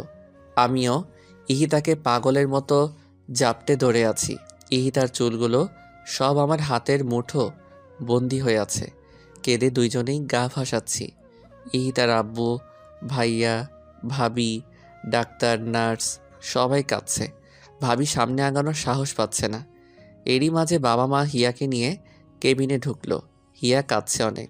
হিয়ার কান্নার আওয়াজ শুনে ইহিতা হিয়ার দিকে তাকায় আর খুব দ্রুত হিয়াকে কোলে নেয়। ইহিতা হিয়াকে কোলে নেওয়ার পর হিয়া একদম চুপ হয়ে যায় আর ইহিতার দিকে ফ্যালফ্যাল করে তাকিয়ে থাকে। ইহিতা বুকের সাথে মিশিয়ে ফেলে হিয়াকে। আমি ইহিতাকে ছাড়ছি না। ইহিতার কপালের সাথে কপাল লাগিয়ে বললাম, এই ছোট্ট হিয়াটা কি থাকতে পারবে ওর আম্মুকে ছাড়া? ও হিয়ার আম্মু, তুমি প্লিজ কোথাও যেও না হিয়াকে আর আমাকে ছেড়ে। আমি বেঁচে থেকেও যে মরে যাব। ইহিতা সোনা, প্লিজ তুমি যেও না কোথাও। আমি পারবো না তোমাকে ছাড়া থাকতে। আমি কিভাবে থাকবো তোমাদের ছাড়া? আমি মরতে চাই না, আমি মরতে চাই না। ইহিতা, আমি তোমায় কোথাও যেতে দিব না, কোথাও না। তুমি আমার আর আমার কাছেই থাকবে। ইহিতা, আমায় একা করে দিও না। আমি পাগল হয়ে যাব ইহিতা, পাগল হয়ে যাব। হিয়ার আব্বু, আমার হিয়াকে দেখো আর ওকে কখনো কষ্ট দিও না। ওর জন্য একটা মা এনে দিও। চুপ করো তুমি। আমার ইহিতার কিচ্ছু হবে না, কিচ্ছু না। বাবা, আমাকে মাফ করে দিও। এতদিন অনেক অন্যায় করেছি। তুমি নিজের খেয়াল রেখো, হিয়ার সাথে থেকো। আর ওর জন্য একটা মিষ্টি মেয়েকে এনে দিও। আর ভাইয়া, বৌমনি, হিয়াকে দেখো। আর আমার এই পাগলটাকেও দেখো, আমার বাবাকেও দেখো। আম্মু, আব্বু, আমায় মাফ করে দিও। অনেক বেয়াদবি করেছি তোমাদের সাথে, মাফ করে দিও। আর তোমাদের হিয়াকে দেখে রেখো। আমার সবচেয়ে প্রিয় জিনিস দুটো রেখে যাচ্ছি, আমার ঈশান আর হিয়া। ওদের অযত্ন করো না। কেউ কিছু বলতে পারছে না, শুধু কাঁদছে। নার্সরা সবাই বেরিয়ে গেছে এই দৃশ্য সইতে না পেরে। মায়ের কোলে সন্তান রেখে মা মারা যাচ্ছে, এর থেকে দুর্ভাগা হয়তো এই দুনিয়ার কেউ নেই। আমি ঈশানকে ছেড়ে দিয়ে হিয়াকে ঈশানের কোলে দিলাম। কাঁদবে না একদম। আর ঠিক মতো খাওয়া দাওয়া করবে। হিয়াকে খাওয়াবে, গোসল করাবে, খেলবে ওর সাথে। সব দায়িত্ব তোমায় দিয়ে গেলাম, কিন্তু কোনো দায়িত্ব নিতে যদি ভুল করেছো তো দেখো। আমি কেমনে থাকবো ইহিতা? আমায় নিয়ে যাও না তোমার সাথে। তোমায় ছাড়া আমি কেমনে থাকবো বলো ইহিতা, বলো। তুমি কেন বুঝছো না ইহিতা ছাড়া? ঈশান আমার কথা শেষ করার আগেই ইহিতা আমার বুকের উপর মাথা কাত করে দেয় আর হিয়ার উপর এক হাত ফেলে দেয়। আমার তখন বুক ধুক করে ওঠে, আমার হাত কাঁপছে। ভাইয়া হিয়াকে নেয় আমার কাছ থেকে আর আমি ইহিতার মাথা নাড়িয়ে দেখি ইহিতা কথা বলছে না। আমি ইহিতার গাল ধরে বলি, ইহিতা, এই হিয়ার আম্মু, কোথায় গেলা তুমি? এই ইহিতা, ইহিতা। ইহিতার বাবা চুপ হয়ে যায় আর ডাক্তার আমাকে সরিয়ে দেয় ইহিতার সামনে থেকে। ভাবি সেন্সলেস হয়ে যায়। ভাইয়া হিয়াকে সিমির কাছে দিয়ে ভাবির জ্ঞান ফিরালো। ভাবি তখন ভাইয়াকে জড়িয়ে ধরে হাউমাউ করে কেঁদে দেয়। ইহিতার মুখের দিকে তাকিয়ে আছি আমি। হিয়া অনেক কান্না করছে। হিয়ার কান্না কেউ থামাতে পারছে না। আমি তখন হিয়াকে কোলে নেই। হিয়াকে কোলে নিয়ে আমি ইহিতার লাশের সামনে যাই। হিয়া তখন ইহিতার জামা ধরে টানাটানি করছিল, কিন্তু ইহিতার নির্জীব শরীর আর তার আদরের মেয়ের ছোঁয়া বুঝতে পারছে না। আমি হিয়াকে বুকে জড়িয়ে নিয়ে শুধু কাঁদছি। সামনে ইহিতার মায়াভরা মুখটি চোখ বন্ধ করে রেখেছে সারা জীবনের জন্য। ইহিতার বাবা কিছু বলছে না। ডাক্তার সাগর ইহিতার বাবাকে সামলাচ্ছেন। ভাইয়া ভাবি আমার কাছে এসে দাঁড়ায়। ভাবি হিয়াকে আমার কোল থেকে নেয়। ভাইয়াকে জড়িয়ে ধরে হাউমাউ করে কেঁদে দেয় আমি। ভাইয়ারে আমি থাকবো কিভাবে এই মায়াপরীকে ছাড়া? আমার হিয়া থাকবে কিভাবে? ও এইভাবে আমাদের দুইজনকে একা ছেড়ে চলে গেল কেন? ভাইয়া কথা বলো। আর কখনোই তো ও আমায় বলবে না খাইয়ে দাও, বলবে না দুষ্টামি করো না। ভাইয়া আমার বুকটা যে ফেটে যাচ্ছে রে ভাইয়া। ইহিদাকে এনে দাও ভাইয়া, এনে দাও। আমি মরে যাবো ওকে ছাড়া। ভাই তুই কাঁদিস না। তুই এইভাবে ভেঙে পড়লে হিয়ার আম্মুকে কে দেখবে বল? এখন তোর উপরে দায়িত্ব কত তুই জানিস না। শক্ত কর নিজেকে। ভাইয়া আমি ইহিতাকে ছাড়া থাকতে পারবো না। ভাইয়া এনে দাও ওকে। ভাইয়াও কাঁদছে, কিন্তু কি বলবে? ভাবি করিডোরে দাঁড়ায় হিয়াকে নিয়ে। মা বাবাও ভাবির পাশে বসে কাঁদছে। 1 ঘন্টার মধ্যে ইহিতাকে দাফন করা হলো। আমি হাতে মাটি লাগা থাকা অবস্থায় হিয়াকে নিয়ে কবরের সামনে বসে পড়লাম আর চোখের পানি দিয়ে কবর ভিজাচ্ছি। হিয়াও চিৎকার করে কাঁদছে। আমি কোনো কথা বলছি না, শুধু হিয়ার দিকে তাকিয়ে আছি। আম্মু দেখ না, তোর আম্মু কি শান্তিতে ঘুমাচ্ছে তোকে আর আমাকে ছেড়ে? বল তো আম্মু, তুই কি থাকতে পারবি তোর আম্মুকে ছাড়া? ভাইয়া পাশে দাঁড়িয়ে কান্না করছে, সাথে বাবা আর আঙ্কেল। আমি হিয়াকে বলছি, জানো হিয়া, তোমার আম্মু কখনো অন্ধকারে থাকতে পারতো না। আজ দেখো ও নিজেই অন্ধকার হয়ে গেছে। ও ভয় পেলেই আমার টি শার্ট ছিঁড়ে ফেলতো টান দিয়ে, কিন্তু এখন কে ছিঁড়বে? আমি ওর এত স্মৃতি নিয়ে কিভাবে বাঁচবো বলো না হিয়া আম্মু? বাবা আর ভাইয়া আমাকে ওঠালো। বাড়ির গার্ডেনেই কবর দেওয়া হয়েছে ইহিতাকে। আমি উঠবো না। ভাইয়া জোর করে উঠালো আমাকে। ভাবির কোলে দিল হিয়াকে। ভাইয়া ভাবিকে বলল হিয়াকে খাবার খাওয়াতে। ভাইয়া আমাকে নিয়ে গেস্ট রুমে গেল, কারণ বেডরুমে গেলেই আবার পাগলামি শুরু করব ইহিতার সব কিছু দেখে। ভাইয়া নিজেই আমাকে ফ্রেশ করিয়ে দিল। এই অবস্থায় কে কাকে দেখবে? কিন্তু ভাইয়া আর ভাবি শক্ত হাতে সব সামলাচ্ছে। রাত যত বাড়ছে আমার কান্নার আওয়াজ তত জোরেই শোনা যাচ্ছে। দরজার বাইরে দাঁড়িয়ে সবাই কাঁদছে, কিন্তু কেউ আমাকে সান্ত্বনা দেওয়ার সাহস পাচ্ছে না। আমি এখনও বেডরুমে যাইনি। মাটিতে শুয়ে শুয়ে শুধু কাঁদছি। সারাদিনে কেউ কিছু খায়নি। আমার চোখে চোখ রেখে কেউ কিছু বলতে পারছে না। বারবার ইহিতার কথা কানে বাজছে। বেয়াদব, স্টুপিড, ছোট লোক। ইহিতার বিভিন্ন ভঙ্গিতে কথা বলা এখন আমাকে আরও কষ্ট দিচ্ছে। রাতে আমাকে জড়িয়ে ধরে ঘুমানো, এসব এখন সবই স্মৃতি আমার কাছে। আমি আর পারছি না এভাবে থাকতে। কষ্টের মধ্যেই শেষ হয়ে যাচ্ছি। আমার সামনে থাকা একটা ছুরি হাতে নেই আমি। ভাইয়া আর বাবা দৌড়ে এসে আটকায় আমাকে। আমি আব্বুকে জড়িয়ে ধরে বলি, পাপা আমি এভাবে বেঁচে থেকে কি করব পাপা? পাপা আমি পারবো না এভাবে বেঁচে থাকতে। আমার ইহিতাকে এনে দাও তোমরা। আমি মরে যাব পাপা, আমি মরে যাব। আব্বু তুই না আমার লক্ষ্মী ছেলে, আমার দাদু ভাইকে কে দেখবে তুই এমন করলে? আব্বু পাগলামি করিস না। ইহান, কেঁদো না, নিজেকে শক্ত করো। এইটাই হওয়ার ছিল। ভাই তুই না আমার ভাই। ঈশান মির্জাকে এইভাবে মানায় না। আমার ভাই সবসময় হাসি খুশি থাকবে। সেই ভাইকে আমি দেখতে চাই, অন্তত আমাদের হিয়া মামুনির জন্য। ঈশান দেখো হিয়া কিভাবে তাকিয়ে আছে তোমার দিকে। তুমি এই পাগলামো করলে এই মেয়েটাকে কে দেখবে? ঈশান হিয়াকে কোলে নিয়ে বিছানায় বসে পড়ল। আমি ঈশানের জন্য ভাত নিয়ে আসলাম। ঈশানকে জোর করে খাইয়ে দিলাম, কিন্তু নিজে কিছুই খেতে পারছি না। বাকিরাও কেউ কিছুই খায়নি। এভাবে কেটে গেল 8টা মাস। হিয়া এখন বসতে পারে আর একদমই হিতার মতো হয়েছে দেখতে। ঈশান আগের থেকে অনেক শান্ত হয়ে গেছে, কিন্তু ঈশানের কষ্টের সাক্ষী হয়ে থাকে প্রতিটা রাত। বাবা ঈশানকে কাজে ব্যস্ত রাখতে চান যাতে ঈশান ইহিতাকে ভুলতে পারে, তাই তিনি সমস্ত ব্যবসা ঈশানের উপর দিয়ে দিলেন। ইহিতার বাবা ঈশানদের সাথেই থাকেন, যদিও তিনি থাকতে চাননি, কিন্তু সবার জোড়াজুড়িতে থাকতে হয়েছে। আমি আর সিমি মিলে হিয়াকে দেখে রাখি। এখন সবাই মেনে নিয়েছে সব কিছুই, শুধুমাত্র হিয়ার দিকে তাকিয়ে। ঈশান আর এখন প্রকাশ্যে কাঁদে না। ইহিতা মারা যাবার 5 মাস পর্যন্ত ঈশান নিজের ঘরে যায়নি, কিন্তু এখন হিয়াকে নিয়ে ঈশান ইহিতা আর ওর বেডরুমে থাকে। সারাদিন অফিস করে রাতে ফিরে যখন হিয়ার মায়াবী মুখটা দেখে তখন ঈশান সব ভুলে যায় আর ফ্রেশ না হয়ে মেয়ের সাথে খেলতে শুরু করে। তখন আমি এসে ঈশানকে বকা দেই আর তখন ঈশান ফ্রেশ হতে যায়। কিন্তু একটা রাত ঈশান ঘুমোতে পারে না, শুধুই ছটফট করে। ঈশান এর মাঝে হিয়াকে নিয়ে পার্মানেন্টলি লন্ডন যেতে চেয়েছিল, কিন্তু আমরাই যেতে দেইনি। এখন সবাই নতুন করে ঈশানের জীবন সাজিয়ে দিতে চাইছে, কিন্তু ঈশানকে কেউ কিছুই জানায়নি। এমনকি ইহিতার বাবাও চান ঈশান নতুন করে আবার জীবন শুরু করুক। একদিন আমি মিটিংয়ে রাঙামাটি যাই। ফেরার সময় হিয়ার সাথে লাইভ কন্ট্যাক্ট করতে করতে ফিরি। ভাবি হিয়ার সামনে ফোন দিয়ে রেখেছে আর আমি হিয়ার সাথে কথা বলছি। হিয়া এখন পাপা বলতে পারে। রাস্তায় আসার সময় হঠাৎ আমি গাড়ি ব্রেক করি। খুব দ্রুত গাড়ি ব্রেক করায় কলটা কেটে যায়। আমি সামনে তাকিয়ে দেখি একটা মেয়ে হাত দিয়ে ইশারা করছে গাড়ি থামানোর জন্য। আমি গাড়ি থামানোর সাথে সাথে মেয়েটা আমার গাড়িতে উঠে পড়ে। আমি রেগে যাই। হেই, হু আর ইউ? আমার গাড়িতে এইভাবে বসলেন কেন? আমি বাড়ি থেকে পালিয়ে এসেছি, প্লিজ গাড়ি স্টার্ট করুন, নয়তো ওরা আমায় ধরে নিয়ে যাবে। প্লিজ তাড়াতাড়ি চলুন না। হোয়াট? আপনি আমাকে বলছেন গাড়ি স্টার্ট করতে, আর আপনি কি বললেন? পালিয়ে এসেছেন? নামুন আমার গাড়ি থেকে। ননসেন্স কোথাকার! নামুন বলছি। প্লিজ আপনি এমন করবেন না, আমি অনেক বিপদে আছি, আপনি এখান থেকে চলুন প্লিজ, আপনাকে আমি সব বলছি। দেখে তো মনে হচ্ছে আজকে আপনার বিয়ে ছিল। তা বিয়ের স্টেজ থেকে কি পালিয়েছেন? প্লিজ আগে তো এখান থেকে চলুন, আপনাকে আমি সব বলছি। আমি গাড়ি স্টার্ট করে সেখান থেকে চলে এলাম। আমি অদ্রিকা, সিঙ্গাপুর থেকে দেশে ফিরেছি 3 দিন হলো, আর এসেই শুনি আমার ফুপি আমার বিয়ে ঠিক করেছেন। আমি বিয়ে করব না বলেই পালিয়ে এসেছি।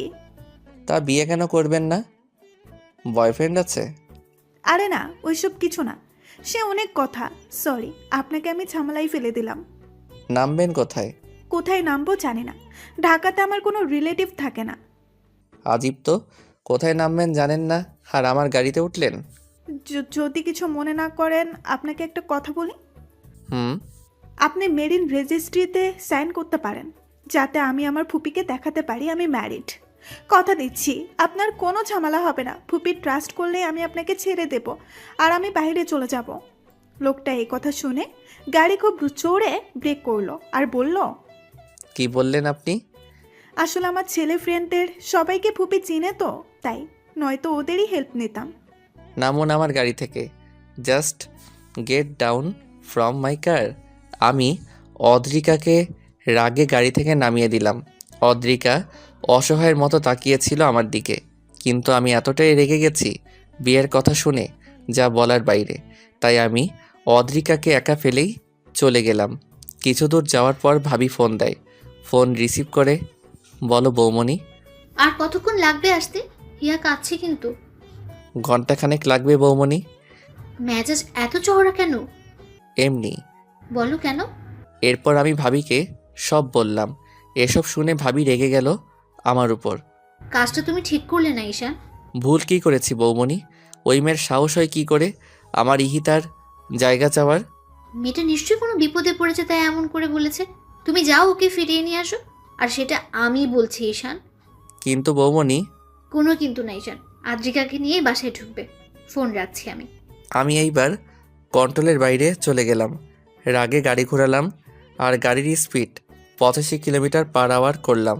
আমি যেখানে অদ্রিকাকে নামিয়ে দিয়েছিলাম সেখানে অদ্রিকা বসেছিল। ও কোনো ফোন আনেনি যে কাউকে ফোন করবে, আর কাকেই বা করবে ফোন। এসব ভেবে ভেবে অদ্রিকা পাগল হয়ে যাচ্ছে। আচমকাই আমার গাড়ি অদ্রিকার সামনে থামলো। অদ্রিকা আমাকে বলল, আপনি? গাড়িতে বসেন অ্যান্ড ফার্স্ট। আমায় তাড়াতাড়ি বাসায় যেতে হবে। কিন্তু জাস্ট শাট আপ, যা বলেছি করুন। এরপর অদ্রিকা গাড়িতে বসলো। আমি অদ্রিকাকে পেছনে বসতে বললাম। অদ্রিকা চুপচাপ বসে আছে। প্রায় 2.25 ঘন্টা পর আমি বাসায় আসলাম। আমার বাসা দেখে অদ্রিকা অবাক হলো। এত সুন্দর আর এত বড় বাসা? আমি আগে আগে চলে গেলাম আর অদ্রিকা পিছু পিছু আসলো। ভাবি ড্রয়িং রুমে বসে হীরার সাথে খেলছিল, সাথে সিমি ছিল। আমি এসে আগে হিয়াকে কোলে নিয়ে চুমু খেলাম। ভাবি অদ্রিকাকে জিজ্ঞেস করলো, Adrika, am I right? Adrika ভ্যাবাচিকা খেয়ে গেল আমার কথা শুনে। জি, কিন্তু আপনি জানলেন কিভাবে? ঈশান ফোনে বলেছে। ও, আসলে আমি জানতাম না উনি বিবাহিত আর আপনার মতো কিউট একটা ওয়াইফ আছে।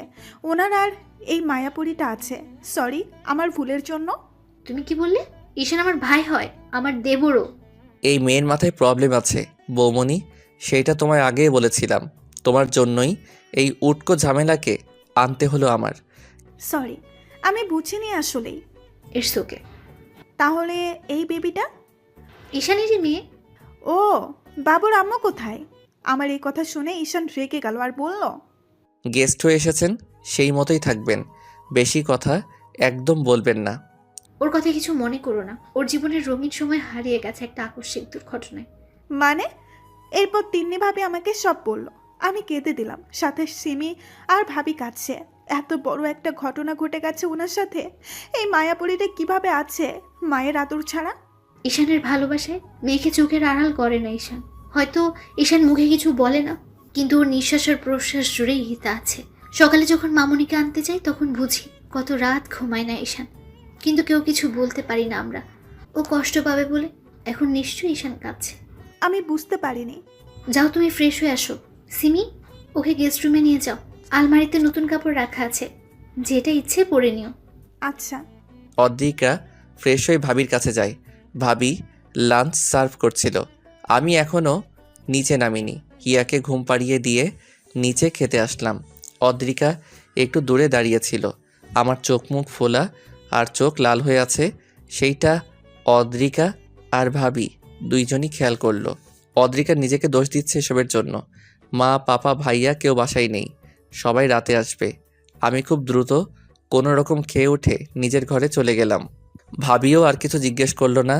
লাঞ্চ শেষ করে ভাবি আর অদ্রিকা একসাথে বসলো। ভাবি অদ্রিকার প্রবলেম সম্পর্কে জানতে চাইলে অদ্রিকা সব বলল। ঘটনাটা ছিল, অদ্রিকার বাবা মা মারা যাওয়ার আগে অদ্রিতাকে সব সম্পত্তি দিয়ে যান, কিন্তু অদ্রিকার ফুপি সেই সম্পত্তি পাওয়ার জন্য ফালতু একটা বেকার ছেলের সাথে অদ্রিকার বিয়ে দিতে চায়, কিন্তু অদ্রিকা সেখান থেকে পালিয়ে আসে। অদ্রিকা সবেমাত্র পড়াশোনা শেষ করে দেশে ফিরেছে, আর এর মাঝেই সে তার ফুপির আসল রূপ দেখতে পায়। এসব বলতে বলতে অদ্রিকা একটা দীর্ঘ নিঃশ্বাস ফেলল। এর মাঝে অদ্রিকা একবারও আমার বেডরুমে যায়নি। অদ্রিকা আসার পর ভাবি একজন সঙ্গী পেয়েছে, কিন্তু অদ্রিকার নিজেকে ঝামেলা মনে হচ্ছে। হঠাৎ করে অদ্রিকা নিজের অজান্তে আমাকে কষ্ট দিয়ে ফেলল। এসব ভেবে অদ্রিকার মন ভীষণ খারাপ।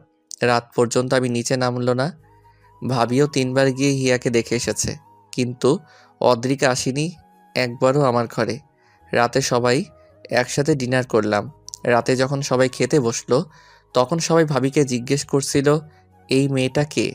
এরপর ভাবি অদ্রিকার সব কথা বলল সবাইকে। আমি চুপচাপ খাচ্ছি, আর হিয়া সিমির কোলে। অদ্রিকাকে দেখে হিয়া অদ্রিকার কোলে আসতে চাইছে। অদ্রিকাও ছটফট করছে হিয়াকে কোলে নেওয়ার জন্য। এরপর অদ্রিকা খাওয়া শেষ না করেই হিয়াকে কোলে নিল। হিয়াকে কোলে নেওয়ার পর হিয়া অদ্রিকার চুল ধরে হেসে দেয়।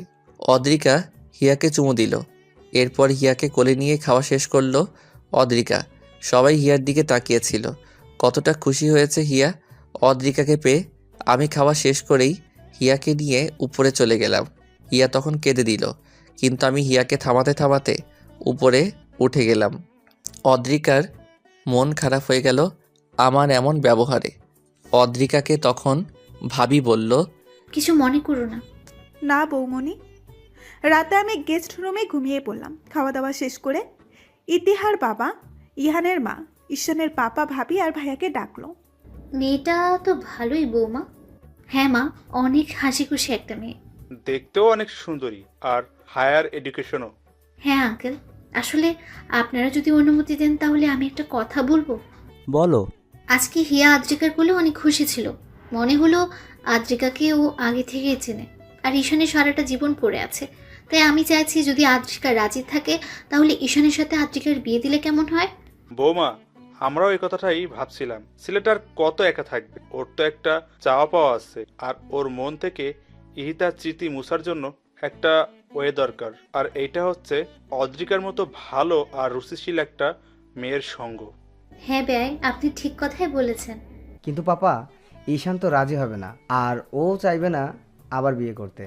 জানি আইমান, কিন্তু ওকে তো রাজি করাতে হবে, নয়তো এই ছোট মেয়েটা তো মায়ের আদর থেকে সারা জীবন বঞ্চিত হবে। ঈশানকে বলে দেখবো আমরা কালকে সন্ধ্যায়, বলবো যখন ও বাসায় আসবে। পাপা, আমিও একটু খোঁজ নিই অদ্রিকার, কালকের মধ্যেও খোঁজ নিচ্ছি আমি। সেইটাই ভালো। আমি হিয়াকে ঘুম পাড়িয়ে বারান্দায় দাঁড়িয়ে আছি। আমার কিছুতেই ঘুম আসছে না। এই বারান্দায় দাঁড়িয়ে কত মজা করেছে আমি আর ইহিতা, সেসব ভেবেই কাঁদছি। বারবার মনে হয় এই বুঝি ইহিতা ফিরে আসবে আর বলবে আমি এসে গেছি। তো আর কত কাঁদবে। তার 8 মাসের ছোট্ট মেয়েটা মাত্র 7 দিনে পেয়েছে মায়ের আদর। আরও একটা নির্ঘুম রাতের সমাপ্তি হলো আমার। সকালে রেডি হয়ে টেবিলে আসলাম ব্রেকফাস্ট করার জন্য। ওয়ালেটের ঘড়ি নিয়েছো ঈশান? নিশ্চয়ই নাওনি। সরি বৌমনি, ভুলে গেছি। আমি নিয়ে আসছি। দাঁড়াও, তোমায় যেতে হবে না, আমি নিয়ে আসছি। ফাইল নিয়েছো সব? হ্যাঁ, ভাবি আমার ঘরে গিয়ে সব নিয়ে আসলো। হিয়া অদ্রিকার সাথে সোফায় বসে খেলছে। আমি হিয়াকে দেখছি, হিয়া কতটা খুশি। আমি নাস্তা করে হিয়াকে আদর করে চলে গেলাম। হিয়াকে নিয়ে খেলতে খেলতে অদ্রিকা আমার ঘরে গেল। দেয়ালে শুধুই ইতিহার ছবি আর হিয়ার ছবি। ইতিহার ব্যবহার করা পারফিউমটাও দেখতে পেলাম। অনেক সুন্দর ঈশানের রুমটা, কিন্তু সব জায়গাতেই শোকের অনেক বড় একটা ছাপ। আমি চলে আসলাম ঈশানের রুম থেকে। আমার জামা কাপড় গুছাচ্ছি হিয়াকে সিমের কোলে দিয়ে। আমি চলে যাব, কারণ আমি চাই না ঈশান আবার কষ্ট পাক আমার জন্য। তিন্নি ভাবি আমাকে খুঁজতে যখন গেস্ট রুমে আসলো, তখন দেখলো আমি রেডি হচ্ছি। কি ব্যাপার, কোথায় যাচ্ছ? আমি অবাক হয়ে আদ্রিকাকে জিজ্ঞেস করলাম। বৌমনি, চলে যাচ্ছি। একটা দিন তো আপনাদের অনেক কষ্ট দিলাম, আর কত। বুঝলাম, তা যাবেন কোথায়? সিঙ্গাপুরেই চলে যাব। ব্যাংকে ক্যাশ যা আছে সেইগুলো নিয়ে। ফুপি তো ভেঙেই ফেলেছে সব, আর আপনাদেরকেই বা কতদিন কষ্ট দিব এভাবে আগাছা হয়ে থেকে। যদি পার্মানেন্ট করে রাখি তো? মানে? হিয়ার সবচেয়ে ভালো আম্মু হয়ে দেখাবা, পারবা না? তার মানে? তুমি যদি রাজি থাকো তাহলে আমার ভাইয়ের বউ বানাবো তোমাকে। ঈশানের দায়িত্ব আর মামুনির দায়িত্ব সব নিজের হাতে সামলাতে হবে। আমি ফ্রেশ হয়ে এসে দেখি অদ্রিকা খাটে বসে ঝিমাচ্ছে। আমি শুধু তাকিয়েই রইলাম অদ্রিকা কী করে এইটা দেখার আশায়। আমি টাওয়েল সোফার উপর রেখে অদ্রিকার দিকে তাকিয়ে আছি আর হাসছি। অদ্রিকা বসে বসে কিভাবে ঝিমাচ্ছে এইটা দেখে এক পর্যায়ে আমি জোরে হেসে দেই, আর অদ্রিকা চোখ তুলে দেখে আমি হাসছি। অদ্রিকা দাঁড়িয়ে গিয়ে জিজ্ঞেস করে, হাসছেন কেন? মুরগির মতো ঝিমালে তো হাসবই। আমি মুরগি? চোখ রাঙান কেন? হাসেন কেন? তর্ক বাদ দিন। ঘুম পেয়েছে, ঘুমিয়ে যাবেন, কথা শেষ। আপনার মতোই তো, যখন যা মন চাই করি নাকি। ঝগড়া করবেন না তো। লাঞ্চে কি খাবেন বলুন? যা রান্না করে বৌমনি সেটাই। আপনি কি খাবেন সেটা বলুন। বিরিয়ানি হলে ভালো হয়। আচ্ছা, করে দিচ্ছি। তাই নাকি? তো কি মনে হয়, পারি না নাকি? না, অনেক পারেন। ইয়েস। হিয়ার পাশে বসুন। আচ্ছা। অদ্রিকা রান্না করতে গেল। আমি হিয়ার পাশে বসে ফোন টিপছিলাম। লাঞ্চে আমি ঈশানকে ডাকলাম, আর ঈশান খেতে এলো। খাওয়া দাওয়া শেষ করে টিভি দেখতে বসলো ঈশান। প্রায় 2 ঘন্টা টিভি দেখিয়ে ঘুমিয়ে পড়লো। সন্ধ্যায় ঘুম থেকে উঠে ঈশান হিয়ার সাথে খেললো। সারাদিন হেসে খেলেই গেল ঈশানের। রাতে ঘুমানোর সময় আমি ঈশানকে বললাম, খাটে শুবেন ঠিক আছে, কিন্তু হিয়ার উপরে হাত তুলে দেন কেন? ব্যথা পায় না? আমি তো বুঝি নাই, বুঝলে তো আর দিতাম না। আমি মাঝে শুচ্ছি। এই না, আমি গেস্ট রুমে চলে যাই, আপনি হিয়াকে নিয়ে এখানে থাকেন। পা কেটে দিব একদম, এখানেই ঘুমাবেন, আর আমি মাঝেই শুব। একবার না বলেছি না? অদ্রিকা আর কোনো তর্ক না করে লাইট অফ করে আমার পাশে শুয়ে পড়ল। আমার দিকে তাকিয়ে বলল, আপনার স্ত্রী হই না এখন আমি? কেন আমাকে এভাবে দূরে সরিয়ে রাখছেন বলুন তো? কষ্ট হয় না আমার? ঈশান কিছু না বলে কিছু স্পেস রেখে মুখ ঘুরিয়ে শুয়ে পড়ল। আমি ওই হিয়ার দিকে তাকিয়ে শুয়ে পড়লাম। সকালবেলা ঈশান অফিসে চলে গেল। এদিকে সবাই মিলে ঈশানকে সারপ্রাইজ দেওয়ার জন্য গতকালকেই প্ল্যান করে রেখেছে আজ ঈশানের বার্থডে। সবাই মিলে সব রেডি করলো। সারা দিন ধরে আমি রান্না বান্না করলাম, হিয়াকে রেডি করালাম। সন্ধ্যার আগে আগে কেক নিয়ে আসলো ভাইয়া। কেকটাতে ঈশান আর হিয়ার ছবি। অসম্ভব সুন্দরভাবে আয়োজন করলো ভাইয়া আর ভাবি। ঈশানের গাড়ির আওয়াজ শুনে সবাই বাড়ির সব লাইটস অফ করে দিল। হঠাৎই লাইট অফ হয়ে যায়। ঈশান ফোনের ফ্ল্যাশ লাইট জ্বালিয়ে বাড়িতে ঢোকে। আমি সম্পূর্ণ ইতিহার মতো করে সেজেছি। ইতিহার শাড়ি আর গহনা পরে ইতিহার মতো হেয়ার স্টাইল করেছি। ঈশান দরজার সামনে আসতেই সব কয়টা রঙিন বাতি জ্বালিয়ে দিল ভাইয়া। সবাই ঈশানকে উইশ করলো, শুধু আমিই করলাম না। আমি হিয়াকে কোলে নিয়ে সিঁড়ির পাশে দাঁড়িয়ে আছি। যখন বাড়ির সম্পূর্ণ আলো জ্বলালো তখন ঈশান আমাকে দেখে হাত থেকে ফোন ফেলে দিল। ঈশান বিশ্বাস করতে পারছে না কে এটা। ঈশান দৌড়ে আমার সামনে আসে আর বাহু ধরে পা থেকে মাথা পর্যন্ত সব দেখে স্পষ্ট স্বরে বলে, ইহিতা তুমি? শুভ জন্মদিন মাই লাইফ। আমি তখন অদ্রিকার বাহু ছেড়ে দিই আর ছোট্ট একটা থ্যাঙ্কস দিই।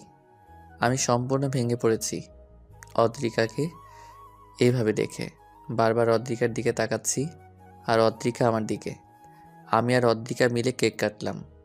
অদ্রিকা আমাকে খাইয়ে দিল, কিন্তু আমি অদ্রিকাকে খাওয়ালাম না। কেক কেটেই আমি নিজের ঘরে চলে গেলাম। সবাই বুঝতে পেরেছে ঈশানের কোথায় আঘাত লেগেছে, কিন্তু আমি তো ইচ্ছে করে এমন করিনি। হয়েছে ওই সব বন্ধ হয়ে গেল। আমি ভাবির কোলে হিয়াকে দিয়ে উপরে চলে গেলাম। আমি ঈশানকে ঘরে না পেয়ে ছাদে গেলাম। গিয়ে দেখি ঈশান কাঁদছে। ছাদের এক কোণে দাঁড়িয়ে ঈশান কাঁদছে আর সেটা আমি দাঁড়িয়ে দাঁড়িয়ে দেখছি। আমি খুব দ্রুত হেঁটে ঈশানের কাছে গেলাম। ঈশানকে নিচের দিকে ঘুরালাম। ঈশানের ঘামে ভেজা শরীরটাকেই জড়িয়ে ধরলাম। ঈশানকে জড়িয়ে ধরেই কেঁদে দিলাম। ঈশান আমাকে সরাতে চাইলেও আমি সরাতে দেইনি। কেন এমন করছেন আমার সাথে বলুন তো? আমিও তো একটা মানুষ। আজ এক সপ্তাহ ধরে এসব সহ্য করছি। নিজে তো কষ্ট পাচ্ছেন, সাথে আমাকেও কষ্ট দিচ্ছেন। আচ্ছা, আমাকে একটা কথা বলুন তো, ইতিহা আপুর স্মৃতি নিয়ে বাঁচতে পারবেন সারা জীবন, নাকি এভাবেই নির্জীব মানুষের মতো জীবন কাটিয়ে দিবেন? ঈশান একটা মেয়ে আর কত সহ্য করার ক্ষমতা রাখে বলুন তো আমায়? আমার সামনে আপনি সারাক্ষণ ইতিহা আপুর জন্য কষ্ট পান, সেটা কি আমার খুব ভালো লাগে? আজ যে এখানে দাঁড়িয়ে কাঁদছেন, কেন কাঁদছেন? জবাব দিন আমায়। আমাকে আষ্টে পৃষ্ঠে জড়িয়ে আছে অদ্রিকা। সরাতেও পারছি না, আর কিছু বলতেও পারছি না। অদ্রিকা আমার শার্ট মুঠো করে ধরে বুকে মাথা দিয়ে কাঁদছে। আমি শুধু রাতের আকাশ দেখছি আর চোখ দিয়ে পানি ঝরাচ্ছি।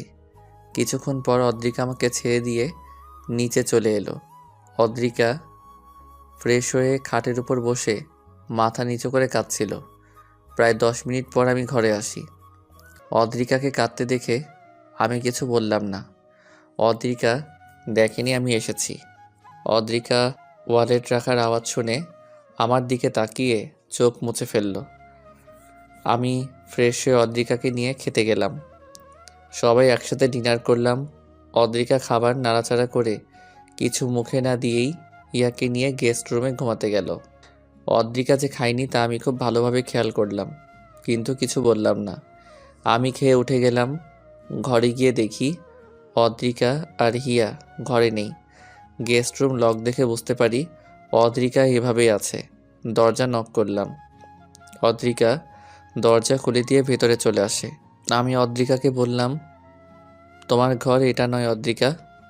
অদ্রিকা বিস্ময় নিয়ে আমার দিকে তাকায়। কান্না করার পর চোখ নাক মুখ লাল হয়ে আছে অদ্রিকার। ঈশান কি সত্যি আমাকে তুমি বলল? ঈশান আবার বলল, হিয়াকে কোলে নাও আর ঘরে আসো। আমি আবারও অবাক হয়ে যাই ঈশানের কথা শুনে। এবার ঈশান নিজেই হিয়াকে কোলে নিয়ে আমার হাত ধরে ঘরে নিয়ে যায়। হিয়া ঘুমিয়ে পড়েছে, তাই ঈশান হিয়াকে বাম পাশে খাটে শুয়ে দিল। ঈশান দরজা লক করে দিল। আমাকে খাটে বসে থাকতে দেখে ঈশান আমার হাত ধরে আমার কোলে শুয়ে পড়ল। আমি অবাকের উচ্চ সীমানায় পৌঁছে গেছি ঈশানের এমন ব্যবহার দেখে। ঈশান আমার হাতে চুমু দিল। আমি কেঁপে উঠলাম। ঈশান আমার মাথা নিচু করে আমার ঠোঁটে চুমু দিল। আমি এবার ঈশানকে জিজ্ঞাসা করলাম, আপনি ঠিক আছেন? কি করছেন এসব? আমি অদ্রিকার প্রশ্ন শুনে উঠে বসলাম। মায়াবী দৃষ্টিতে তাকালাম অদ্রিকার দিকে। অদ্রিকার সিল্কি চুলগুলো কানের পেছনে গুজে দিয়ে বললাম, আমি ঠিক আছি। আর সম্পূর্ণ ঠিকই আছি। এতদিন ঠিক ছিলাম না। ইহিতাকে ভালোবাসি 6 বছর ধরে। বিয়ের 1 বছরের মাথায়ও মারা গেল। 6 বছরের অপেক্ষা, আক্ষেপ সব নষ্ট হয়ে গেল আমার, যখন ইহিতা আমার বুকের উপর শুয়ে মারা গেল। এই 8 মাস প্রতিটা সেকেন্ড ইহিতাকে খুঁজেছি আমি। অনেক ভালোবাসি ওকে আমি। ও আমার মনের জায়গাতেই আছে, যে জায়গায় ওর থাকার কথা। কিন্তু এই সত্যির মাঝেও চরম সত্যি হচ্ছে, তোমায় আমি বিয়ে করেছি। হ্যাঁ, সেইটা নিজের ইচ্ছাই করিনি, সেইটা তুমিও ভালো জানো। কিন্তু আমার ইচ্ছা অনিচ্ছাই তো তোমার জীবনটা এলোমেলো হয়ে যাচ্ছে। ইহিতা আজ নেই, কিন্তু ওর স্মৃতি তো থাকবে আমার কাছে সারা জীবন। তোমায় বিয়ে করেছি কষ্ট দেওয়ার জন্যে নয়, কিন্তু সেই কষ্টটাই তুমি পাচ্ছ। তোমায় কষ্ট দেওয়ার কোনো অধিকার নেই আমার। এতদিন তাহলে কোথায় ছিল আপনার এই কথাগুলো? নাকি এতদিন আমি ছিলাম না? ঈশান জীবন কাউকে দ্বিতীয় সুযোগ দেয় না, কিন্তু আপনাকে দিয়েছে। আমাকে কি আপনার যোগ্য মনে হয় না? নাকি আমি ইতিহা আপুর মতো আপনাকে ভালোবাসতে পারি না? ইহিতার মতো করে ভালোবাসা লাগবে না, তুমি তোমার মতো করেই ভালোবাসো। খাচ্ছেন কেন আপনি? না, এমনি। আমি আপনাকে অনেক কষ্ট দিয়ে ফেললাম, তাই না? না, তুমি আমায় কষ্ট দেওয়ার কে বলো তো? স্রষ্টা চান এমনটাই হোক, তাই হয়েছে। ঈশান, আপনি আপনার মতো থাকুন। আর বিরক্ত করব না আপনাকে।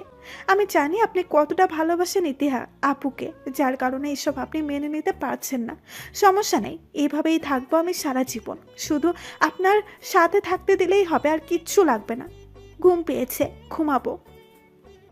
অদ্রিকা পিছু হাঁটতে নিলে আমি অদ্রিকাকে এক টানে নিজের কাছে নিয়ে আসি। অদ্রিকার মাথা আমার বুকের সাথে বাড়ি খায়, চুলগুলো খুলে গেছে। আমি অদ্রিকাকে বললাম, ইহিত আমার অতীত আর তুমি বর্তমান। মানুষ বর্তমানকে নিয়ে বাঁচতে পারে, অতীতকে নিয়ে নয়। অতীত মানুষকে তিলে তিলে নিঃস্ব করে দেয়। আজ আমার ইহিতা যদি থাকতো তোমার বদলে, তাহলে হয়তো ও বলতো, ঈশান তুমি ঠিক করছো না। তোমার সুখ দেখতে চেয়েছিলাম আমি, চোখের পানি নয়। ইহিতা আর তোমার মধ্যে তফাৎটা কি জানো? ইহিতা ছিল আমার প্রথম প্রেম, আর তুমি প্রথম বন্ধু। মানুষ কখনোই এই দুইটা জিনিস ভুলতে পারে না। তুমি থাকলেও যেমন আমি ইহিতাকে ভুলতে পারবো না, তেমনি তোমায় ছাড়া সামনে চলতে পারবো না। ইহিতাকে ভুলাও আমার পক্ষে সম্ভব নয়, আর তোমাকে কষ্ট দেওয়াও আমার দ্বারা সম্ভব না। হয়তো তুমি আমার হবে বলেই এত আয়োজন। এত পাগল ছিলেন আপনি ইতিহা আপুর জন্য? থাক, সেই সব বাদ দাও। আর কোনোদিন ইহিতার জিনিসপত্র ধরো না। না, ধরবো না। হিয়াকে সবসময় নিজের মেয়ের মতো আদর করো। কখনো ওকে বুঝতে দিও না যে তুমি ওর মা নও। কি বলেন আপনি? আমি হিয়ার মা না তো কে ওর মা? ঘুম পেয়েছে, ঘুমাবো। যান। তুমি? ঘুমাবো না। ঈশান আমাকে বিছানায় এনে মাঝে শোয়ালো আর হিয়াকে দেখলো একটু। এরপর ঈশান আমাকে জড়িয়ে ধরে ঘুমিয়ে পড়লো। ঈশানের দিকে তাকিয়ে আছি আর মনে মনে বলছি, এই ছেলেটাকে আর কোনো দিন কষ্ট দেওয়া যাবে না। জীবনে অনেক কষ্টটাই পেয়েছে ও। আর ইতিহার নাম বলবো না আমি ঈশানের সামনে। এরপর আমিও ঘুমিয়ে পড়লাম। সকালে ঘুম থেকে উঠে দেখি ঈশান আর হিয়া দুজনেই ঘুমাচ্ছে। আমি উঠে যাই, ফ্রেশ হয়ে ঈশানের জন্য খাবার রেডি করলাম। আমি আজ আদ্রিকার মুখে অন্যরকম খুশির ঝলক দেখতে পাচ্ছি। রান্নাঘরে গিয়ে আদ্রিকাকে জিজ্ঞেস করলাম, ব্যাপার কি? লোভ বাইট নাকি অন্য কিছু? কিছুই না বৌমনি। ঈশান কই? ঘুমান। উঠে নেই? না। ডেকে দাও, অফিসে যাবে না? কটা বেজে গেছে? হ্যাঁ বৌমনি, যাচ্ছি। তুমি একটু দেখো এগুলো। আমি রান্নাঘর থেকে বেরিয়ে দেখলাম ঈশান নামছে হিয়াকে কোলে নিয়ে। আমি এগিয়ে গিয়ে হিয়াকে কোলে নিলাম। ঈশানকে জিজ্ঞাসা করলাম, অফিসে যাবেন না? না, কেন? পরে বলবো। জুস দিয়ে যাও।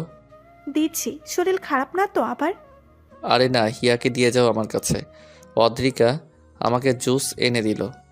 আমি পিয়াকে ফোন করে বললাম, আগামী 7 দিন সে অফিসে যাব না। সব যেন ম্যানেজ করে ম্যানেজার আর ও মিলে। অদ্রিকা আমাকে জিজ্ঞেস করলো, 7 দিন যাবেন না কেন? বলবো তো। ব্রেকফাস্ট সার্ভ করো। করছি, আসেন। সবাই মিলে একসাথে ব্রেকফাস্ট খেতে বসলাম।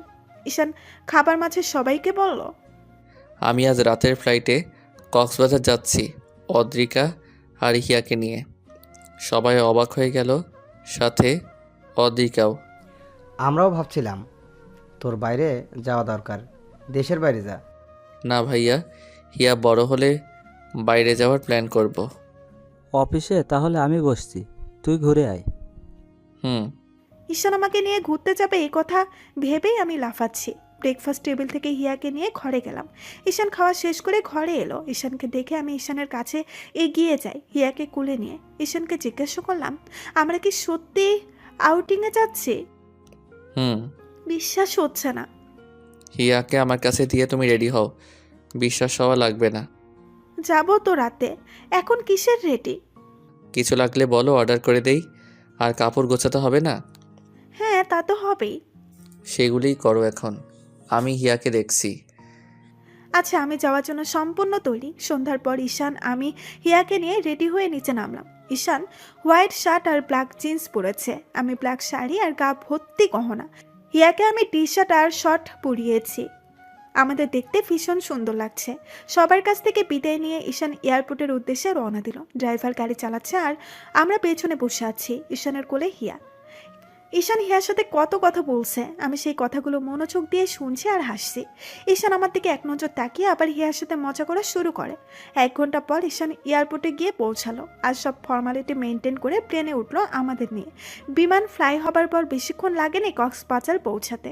মধ্যরাতে হিয়াকে আর আমাকে নিয়ে ঈশান বুক করা হোটেলে ওঠে।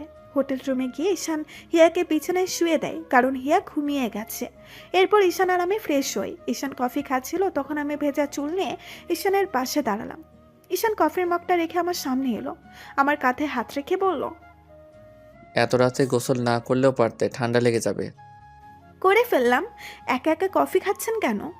তোমারও আছে, ড্রেসিংয়ের উপরে দেখো। নিয়ে আসছি। আমরা দুইজন মিলে কফি খেলাম আর গল্প করলাম অনেক। ঈশান বেশিরভাগই ইতিহার কথা বলেছে, কিন্তু আমার রাগ হয়নি, বরং আরও জানার আগ্রহ বেড়েছে। প্রায় ভোর, তখন আমি আর ঈশান ঘুমাতে চাই। দুইজন একসাথেই শুয়ে পড়লাম। ঈশান আমার হাত ধরে ঘুমিয়ে যায় আর আমি হিয়ার উপরে হাত রেখে শুয়ে পড়ি।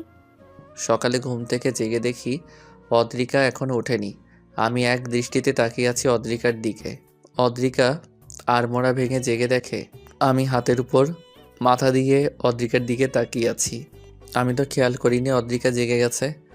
অদ্রিকা আমার নাকের মাথা ধরে খুব জোরে একটা টান দেয় আর উঠে যায়। আমি নাক আঙ্গুলে ধরে বসে থাকি। অদ্রিকা ফ্রেশ হয়ে এসে দেখে আমি ওইভাবেই নাক ধরে বসে আছি। অদ্রিকা আমার সামনে যাওয়ার সাথে সাথেই আমি অদ্রিকাকে টান দিয়ে বিছানায় ফেলে দেই আর অদ্রিকার হাত চেপে ধরি। অদ্রিকা হতভম্ব হয়ে যায়। আমি অদ্রিকার নাকের উপর নাক রেখে বললাম, আমার নাক ধরে টান দিয়েছ, এর শাস্তি কি হতে পারে জানো? যাই হোক, আমি নিতে প্রস্তুত। রাতে দিব, এখন নয়। হিয়া উঠে গেছে, চলো বাইরে থেকে ঘুরে আসি। আগে তো আমায় উঠতে দিন, নইলে কিভাবে উঠবো? আচ্ছা উঠো। আমি টি শার্ট আর ট্রাউজার পরে হিয়া আর অদ্রিকাকে নিয়ে বের হই। অদ্রিকা জিন্স টি শার্ট আর লং কোটি পরেছে, চুলগুলো ছাড়া। আমার কোলে হিয়া আর অদ্রিকা আমার হাত জড়িয়ে ধরে আছে। সি বিচে গিয়ে দুইজন মিলে অনেক আনন্দ করলাম। অনেকক্ষণ মজা করে দুইজন হোটেলে ফিরে এলো। ফ্রেশ হয়ে বেলকনিতে দাঁড়িয়ে রইল অদ্রিকা। আমি পিছু গিয়ে অদ্রিকাকে জড়িয়ে ধরলাম। অদ্রিকা কেঁপে উঠল। অদ্রিকা পেছন থেকে ঘুরে তাকালো আমার দিকে। আমার চোখে মুখে স্পষ্ট হয়ে উঠেছে অদ্রিকাকে কাছে পাওয়ার আকুলতা। অদ্রিকা বিছানায় তাকিয়ে দেখছে হিয়া ঘুমিয়ে আছে। অদ্রিকা আমার গলা জড়িয়ে ধরল। আমার নিঃশ্বাস পড়ছে অদ্রিকার চোখে আর মুখে। অদ্রিকা বলল, বাবুর 1 বছর হতে আর বেশি দিন বাকি নেই। আমি চাই হিয়ার জন্মদিন ধুমধাম করে উদযাপন করা হোক, আর ইতিহা আপুর মৃত্যুবার্ষিকী গ্রামে করব, এখানে নয়। আমিও তাই ভাবছিলাম। হিয়ার 1 বছর পূর্ণ হওয়ার দিন থেকে ঠিক 7 দিন পরেই তো ইহিতার মৃত্যুবার্ষিকী। এই জায়গায় কতদিন থাকছি? মাত্রই তো আসলাম, এখনই যাওয়ার চিন্তা করলে কিভাবে হবে? একটা কথা জিজ্ঞেস করি, হুম। আপনি কি শুধু দায় সরাতে আমায় মেনে নিয়েছেন, নাকি ভালোবেসে? ভাবতে হবে। অদ্রিকাকে রাগানোর জন্য এই কথা বললাম। আচ্ছা ভাবুন। ভাবছি আরেকটা বিয়ে করি, তাহলে হ্যাট্রিক হয়ে যাবে। আবার এটাও ভাবছি এইবার যাকে বিয়ে করব তার ঘরে একটা ছেলে সহ করব। কি বলো? বিছানায় শুয়ে আমি অদ্রিকার দিকে তাকিয়ে কথাগুলো বললাম। অদ্রিকা আমার কথা শেষ হওয়ার সাথে সাথেই আমার বুকের উপর শুয়ে আমাকে জড়িয়ে ধরলো আর বলল, সেদিন আর ঈশান মির্জা দুনিয়াতেই থাকবে না। তাহলে কোথায় যাবে? আমি অদ্রিকাকে জড়িয়ে ধরলাম। ওপারে আর সাথে অদ্রিকা আর হিয়া। থাপ্পড় মারবো আবার এই কথা বললে। প্রথম ভালোবাসা ধরে রাখতে পারিনি, বাঁধন ছিঁড়ে বেরিয়ে গেছে। শেষ ভালোবাসা আর হারাতে চাই না। ইতিহা আপু, যেই বাঁধন ছিঁড়ে গেছে সেই বাঁধন তো একদিন আমাকেও ছিঁড়তে হবে। অদ্রিকা চুপ। আমিও পরম শান্তিতে ঈশানকে জড়িয়ে ধরলাম। দুজনে হারিয়ে গেলাম ভালোবাসার মায়ার জগতে। আদ্রিকা, ঈশান আর হিয়া 8 দিন কক্সবাজার অনেক আনন্দে কাটিয়েছে। বাসায় ফেরার পর আদ্রিকা আর ঈশানের মধ্যে প্রাপ্তি আর তৃপ্তির একটা সুখ অনুভব করলাম। দুজনকে সুখে দেখে নিজের অজান্তে হেসে দিই আর ওদের জন্য দোয়া করি। এরপর থেকে তার বাবা আদ্রিকাকে নিজের মেয়ে বলে ডাকেন। আইমান আদ্রিকার ফুপ্পির কাছ থেকে আদ্রিকার সমস্ত সম্পত্তির উইল এনে দিয়েছে আদ্রিকাকে। আদ্রিকা সেদিনই সব সম্পত্তি হিয়ার নামে উইল করে দেয় আর পেপার আইমানের কাছে রেখে দেয়। অনেকদিন পর মির্জা পরিবারে আবারও আলো জ্বালালো আদ্রিকা। সবার মুখে এখন একটা তৃপ্তির হাসি। সারা বাড়ি মাথায় করে রাখে আমি, আদ্রিকা আর হিয়া মিলে। 2 মা 1 মেয়ের পিছু ছুটে আর চেঁচামেচি করি। ঈশান আস্তে আস্তে ইহিতার মায়া কাটাতে পারছে, কিন্তু কোনোদিন সে ইহিতাকে ভুলবে না। আজও ইহিতাকে মনে করে রাত জাগে ঈশান, চোখের পানি ফেলে। আদ্রিকা বিছানায় শুয়ে শুয়ে তখন কাঁদে আর ঈশানকে দেখে। সে ঈশানকে বাধা দেয় না। হিয়াও আস্তে আস্তে বড় হচ্ছে। আদ্রিকার অস্তিত্ব জুড়ে শুধু ঈশান আর হিয়া। 6 বছর পর। ওই, আমাকে সুন্দর লাগছে তো, নাকি বুড়ি হয়ে গেছি? অদ্রিকা, এটা কি বললা? তুমি এত তাড়াতাড়ি বুড়ি হয়ে যাবা? তুমি এখন আগের মতো স্মার্ট আছো, আর আমি আনস্মার্ট হয়ে যাচ্ছি দিন দিন। ও মাম্মাম, কাম অন, আর কত বলবাই কথা। আমার ফ্রেন্ডসের মাম্মিরা বলে আদ্রিকা মির্জা অনেক কিউট আর অনেক সুন্দর। আর আজ যখন তোমায় এভাবে সবাই দেখবে তখন কি হবে আমি সেটাই ভাবছি। আচ্ছা মাম্মাম, আমি ডোরেমনের গ্যাজেট দিয়ে ভবিষ্যৎ ঘুরে এসে তোমায় বলছি। হিয়া, তুমি আবারও বেশি কথা বলছো। এত কথা কি তোমার ফ্রেন্ডরা বলে? চলো, আমার ফ্রেন্ডসরা নিচে ওয়েট করছে। মামনি পাপাকে কেমন লাগছে? আমার মাম্মাম আর পাপ্পা বল বেস্ট। তাতে সুন্দর লাগবে না তো কাজে লাগবে। কিন্তু আমি ভাবছি আমি এত কালো হয়ে গেলাম কি করে। আর এক মুহূর্ত এই মেয়েকে এখানে রাখা যাবে না। এত কথা কেমনে বলতে পারে? আমার কোলে আসো, কেক কাটবে, চলো, লেট হয়ে যাচ্ছে। আমার প্রিন্সেসকে অনেক কিউট লাগছে। ড্রেসটা তো মাম্মাম এনে দিয়েছে, তাই মাম্মামের মতো কিউট লাগছে, বুঝেছো পাপ্পা? কেন, তোমার পাপা কিউট না? বৌমনি, বৌমনি, কিরে, কি হলো? নিচে আয়। বৌমনি, এই পাগল দুটাকে সামলাও প্লিজ, নয়তো আমাকে কোথাও রেখে আসো। কেন আবার কি করেছে ওরা? মামনি, আবার কি করেছো তুমি? আজকেও মাম্মামকে রাগিয়ে দিয়েছো? আমি রাগাতে চাইনি তো বড় আব্বু। মাম্মাম এমনিতেই রেগে যায়, আর বড় আম্মুর হেল্প নেই আমাকে থামানোর জন্য। হা, আমার বুড়িটা দিন দিন পেকে যাচ্ছে। দেখ বড় আব্বু, কি বলো, বুড়ি তো হচ্ছে মাম্মাম। এই কথা বলেই আইমানের কোল থেকে হিয়া নেমে দৌড়ে নানু ভাই আর দাদু ভাইয়ের কাছে চলে যায়। ঈশান সহ সবাই মুখ চেপে হাসছে আর আদ্রিকার মাথায় আগুন। ঈশান হঠাৎ আদ্রিকাকে কোলে তুলে নেয় আর নিচে নিয়ে আসে। আজ হিয়ার 7ম জন্মবার্ষিকী। হিয়ার জন্য আদ্রিকা আর কোনো সন্তান নেয়নি। ঈশান আর হিয়াকে ঘিরেই এখন আদ্রিকার জীবন। ঈশান অফিস থেকে ফেরার পর আদ্রিকা আর হিয়ার মুখ দেখেই সব ভুলে যায়। হিয়া জানে না এই হিতা নামে কেউ তার আসল মা। হিয়া ঈশান আর আদ্রিকাকে সবসময় ওয়ার্ল্ড বেস্ট প্যারেন্টস বলে। আদ্রিকা কেঁদে দেয়, হিয়াকে জড়িয়ে ধরে। তখন কোনো কিছুর অভাব আর অপূর্ণতা নেই ঈশান আর আদ্রিকার সংসারে। তবে ঈশান সবসময় হিতার কবরের পাশে বসে কাঁদে। আদ্রিকা তখন ঈশানকে জড়িয়ে ধরে। এভাবেই আদ্রিকা সবসময় ঈশানকে সাপোর্ট দিয়ে আসছে। ঈশান ওর জীবনে আদ্রিকার ভূমিকা কোনো দিন অস্বীকার করবে না। এখনও ঈশান খোলা রাস্তায় হেডলাইটের আলোতে বসে আদ্রিকাকে নতুন করে যায়, নতুন করে প্রপোজ করে আদ্রিকাকে। তখন আদ্রিকা শাড়ির আঁচল ধরে ঈশানের মায়া ভরা মুখের দিকে তাকিয়ে নিঃশব্দে কেঁদে দেয়। এভাবেই যুগ যুগ ধরে বেঁচে থাকুক ঈশান আর আদ্রিকার অমর আর পবিত্র প্রেম।